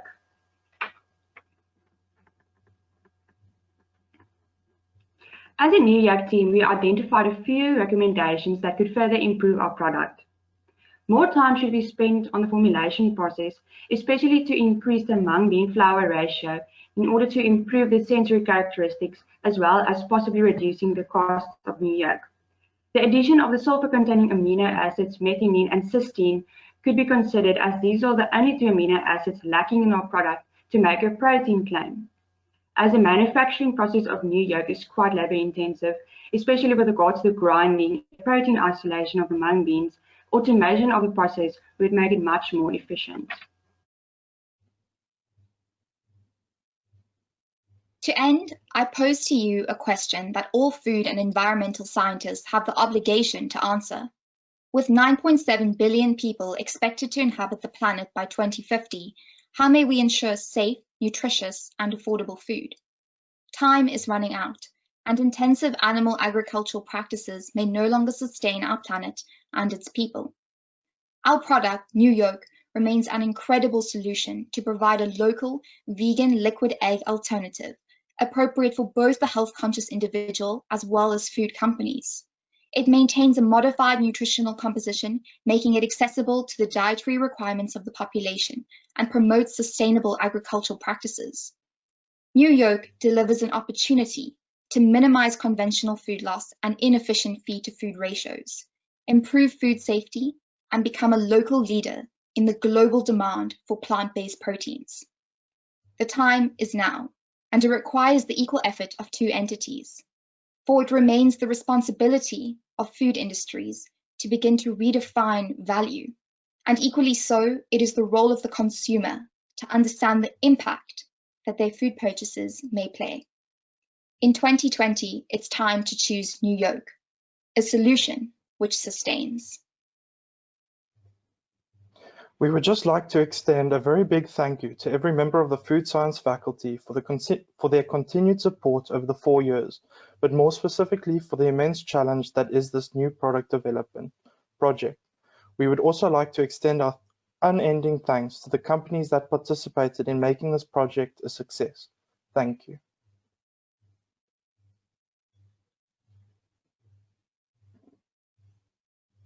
Well done, team. Very, very good presentation. I have to say, Keegan, an excellent idea. Very, very good. You had me at mung beans and egg, and the reason for that is my daughter loves mung beans and hates eggs. So this is just a perfect solution to my culinary problem. Very, very good. A very, very interesting idea. So well done on that, and a very smooth presentation. Very slick, in that regard. Right, let's see what the judges have to ask you. Krishna, would you like to go ahead, please? Good afternoon, everyone. Well presented. I like the green color scheme, my favorite color. I just have one question in terms of, again, communicating to the consumer. If you look at the egg yolk, it looks like an egg with the egg yellow inside. What would that communicate to the consumer in terms of there is no egg inside, but it looks like an egg? Do you think that will, you know, encourage them to buy it, or actually the opposite? I think it's in line with our whole theme of redefining what it is to eat an egg these days. Our name, New Yolk, is designed to bridge that gap between a plant-based alternative to traditional poultry farming. So I think that sort of, yeah. I don't know if that explains the question, but go ahead, Claire. Thank you for the question. I also just wanted to say that the idea of the egg yolk was also in line with the name New Yolk, obviously, because we are reimagining the egg yolk, but then also the illustration helped to evoke feelings of familiarity with the consumer. And we hope that if they picked up the carton, they would look at it, immediately turn to the side profile of our packaging and see we've done illustrations essentially of how you would use the product, stating scrambled eggs and omelets, and then incorporating it into other baked goods. But I think it was just, yeah, we went with the illustration on the basis that how would we even entice the consumer to even be interested in a vegan egg? And as a possibility of it, we decided to go with something that was a concept and an image that people knew. Thank you. Yeah, thanks. Just to comment maybe on in the R146, you cannot have any pictorial representation, you know, that would mislead a consumer. So just if going forward, I understand your explanation. I think it's just be careful to mislead the consumers that it actually contains also an actual egg. Thank you very much. No further questions. Dr. Frew. In New York, what an amazing presentation. Well done. I really, I was really impressed with how you put this together. Really brilliant context and set, and excellent, no pun intended, excellent, awareness about the sustainability challenges that the world faces. So well done on covering that. As you went along, I made questions and you kept answering my questions. So I'm left to one tiny little question, which is on your packaging, which I love the colors, by the way. There was no indication of, and this is probably a question that most of the teams had and I actually didn't ask. You didn't indicate whether this product would be halal or kosher. Is there any reason for that? Or didn't you think about it? Dr. Frew, won't you just repeat the question? You just broke up a little. Yeah, sorry. The question, the question was about not indicating whether the product is halal or kosher on your packaging. Halal or kosher certification? Have you guys thought about Correct. that? Correct. Yeah. Okay. All right. Let's. I can see lots of you nodding. Someone talk to me. Claire, would you like to take this? I don't know if you would like to. I was personally going to ask Courtney, who's in charge of the claims, but yeah, I'm not too sure myself if she knows. Oh, there we go. Courtney's back. Courtney, any thought about whether this could be a kosher or a halal product, whether it would be suitable for certification? Just put your mic on for us, Courtney. Yes, I think if we, in the beginning, I did look at the getting certifications, but I didn't. We could look to get it certified because our products are halal, like we're using plant-based products, and that it's nothing of animal origin, so we could get halal certification and kosher certification. Yes. Good points, and could be an interesting selling point to assist you. Any of the other judges before I go to the audience and the chemistry lecturers?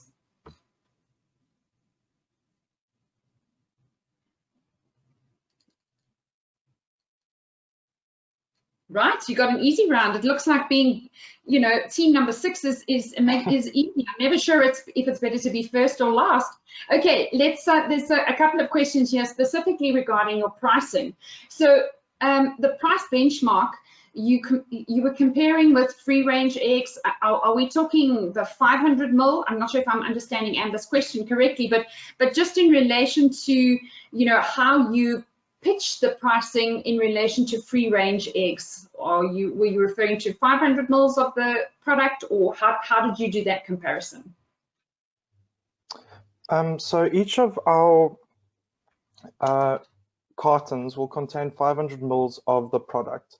A traditional medium-sized egg is around about 45 grams, which is in line with our serving size. So in any one carton, you'll be able to, produce the equivalent of 12 eggs. Okay. Yeah, so if you took the price of 12 vegan eggs in relation to your product, is that what you're saying? That's how I should do the price comparison? No, those are in terms of the free range eggs. Our product is aiming to bridge that gap between the price points of the products mentioned in our benchmark analysis, which were astronomically high, and those of your very affordable, however environmentally damaging eggs that are currently produced through the poultry industry. Yeah, just plain garden variety egg. Okay, so Linda wants to know, surely there should have been some comment about zero cholesterol. Would that not have been an important claim that we could have said? Okay, now you thought this was coming, Courtney, so tell us what your answer is, because you have all the notes. No, it's because of our high saturated fat. It's, I think, on the nutritional table, it's 177 grams per 100 ml. So therefore, we couldn't claim for cholesterol, even though we are using all plant origin ingredients. So it's not permitted because it's, the saturated fat is too high.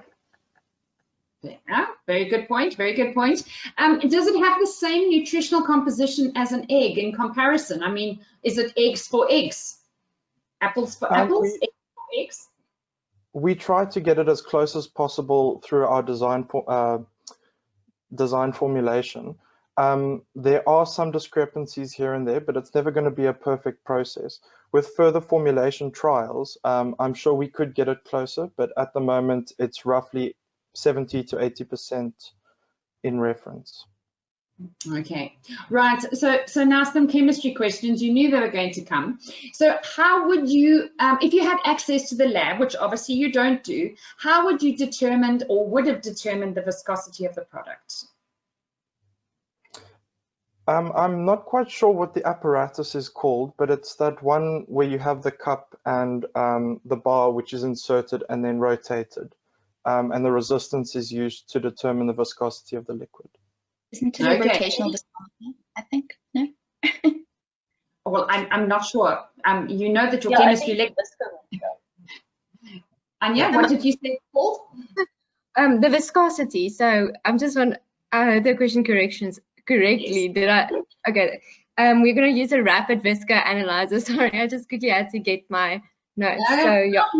No problem. I think your chemistry lecturer is having a giggle in the corner there. But second question, and even a more complicated question. How would you add the amino acids? And so in what form, and how would this influence the cost? So we had several methods of bringing our reference amino acids up to standard. Our primary one was probably going to be using soy protein as an alternative to the mung bean protein. However, this does introduce the allergen, which is, we wanted to avoid it. An alternative is probably to use a whey-based protein. However, that then reduces or gets rid of our ability to claim that it's vegan and instead move into the vegetarian category. Sorry, Yeah, there is a further option, but it's very it's unviable, which is adding amino acids in pure form to our mixture, but the cost of individual amino acid mixtures are yeah, it's not viable for a commercially available product. Okay, so a couple of challenges to a really, really good idea. So good luck, and we hope that you find the answers to those questions and that we see the product on the shelf soon. As I said, I definitely have one customer that it would go down very, very well with and fits all your demographics. Well done. It's not always easy to be the last group because you feel like you are the graveyard shift. You have definitely not been the graveyard shift. You've been a great bunch. So I'm going to release you now. You may dismiss yourself, say goodbye. And well, this is the moment the students work for towards the end of the year. And it is my pleasure to congratulate the following student groups. The prize for, I think, as you all have seen the live poll, the product concept based like the audience. So the audience voted for this prize, and the Microchem prize of 1,500 Rand per person goes to the Gear Up team. Well done, you guys. You really deserve this. Well done. Okay, let's go to the second prize. The second prize for most commercially viable product, sponsored by Synacor, which is 2,000 Rand per person, goes to, ta-da! Let's see who it is. Again, the Gear Up team. Well done. Linda, we need some noise. Okay, it's turn this time. I'm going to do the drum roll. I'm going to do the drum roll. Let's get ready for the next one. Okay. Da, da, da, da. Okay, the third prize is the product sensory testing, well demonstrated. So the video that they made beforehand was judged, and then also looked at the presentation today, how they communicated that. That is a prize from Phrase, organized by Dr. Heidi Grimmer from Sensory Space for us. And that is a prize worth of 15,000 Rand per group. And the winners of this group is Kidley. Well done, you guys. Well done, Kidley. The green team. The green well team. done. I hope they're all yelling in the background. I'm sure they are. I'm sure they are. Okay, the next prize sponsored by Food Safety Excel. That's Krista and her team. The best communication of integral food science concepts to a broad audience on a virtual platform. This prize is a mentorship where each student can go with one of her team to an audit to see how it's done and to experience that, which I think it's really an amazing opportunity for students to learn. Yeah. And then also an FSSC 22,000 workshop worth around 6,200 Rand per person. And this prize goes to, ta-da, Ibewu. Well done, you guys. This is fun. Well done. Okay, so the next one then is the Innovis prize, the most innovative product. And this prize is 8,000 Rand per group. And the winner of this prize is also, ta-da, Imbewu. Well done. Yes. Well done, you guys. Okay, I just have to say before I go on, we had lengthy discussions and the judges, I think, really did a very fair job. So before I forget, I really want to thank them for their time and effort that they put in into this job that they had today. So thank you very much for them. Right, the next prize then is the Facts Prize, complying best with the relevant South African regulations. This is 10,000 Rand per group, and also a free attendance of one of their respected Facts online workshops valued at over 3,000 Rand. And this prize goes to Imbewu. Well done, you guys. Three now. Away with a lot of prizes, yeah. Okay. The next prize then is sponsored by Intercom, Rolf Eis and his team. This is for the best HACCP plan, and they already during the week got all the HACCP plans of the groups and screened them meticulously.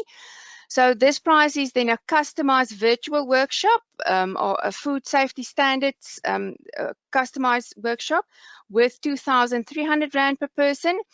And the best HACCP plan goes to the Kitli team. Well done, you guys. This is a big job. Well done. Very good. Okay. The SAFOS prize is for the best overall presentation. This was a difficult one. I think, you know, the presentations was of such a high standard today. I think you would agree with me, Linda. So, but there unfortunately is only one winner, and then that prize of 800 Rand per person goes to the Gear Up team. Well done, you guys. Back to yellow again. Okay. And then the next one is then the prize sponsored by the Agri-Sciences faculty. This is an 8-week countdown idea validation workshop hosted by the Launch Lab. I know the workshop is sort of based on design thinking. I think it's an awesome opportunity. I'm definitely going to attend as well. It's 40,000 Rand per group with this prize. And it goes to the group that best implemented marketing aspects. And this prize goes to the New York team. Well done, you guys. Well done. I agree with that. That's definitely the right. Very well done. Well done.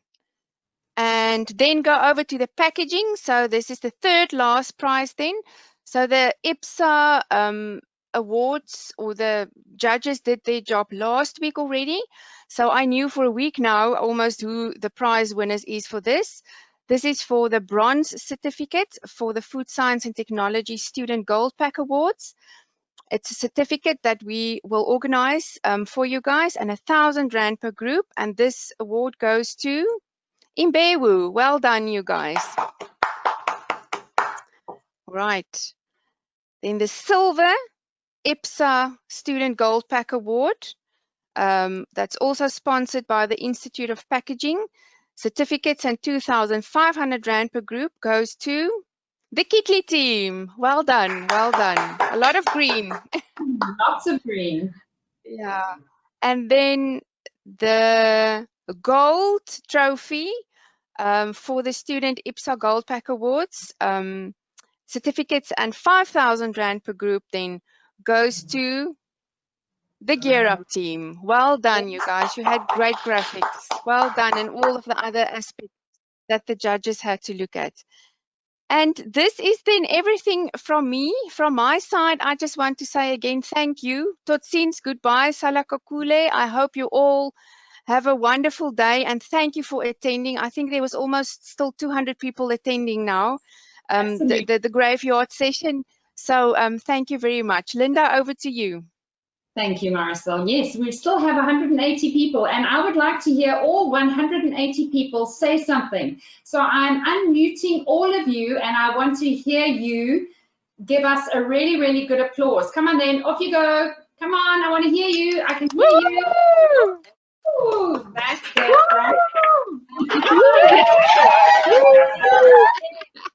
Much better, much better. Okay, very good, very good.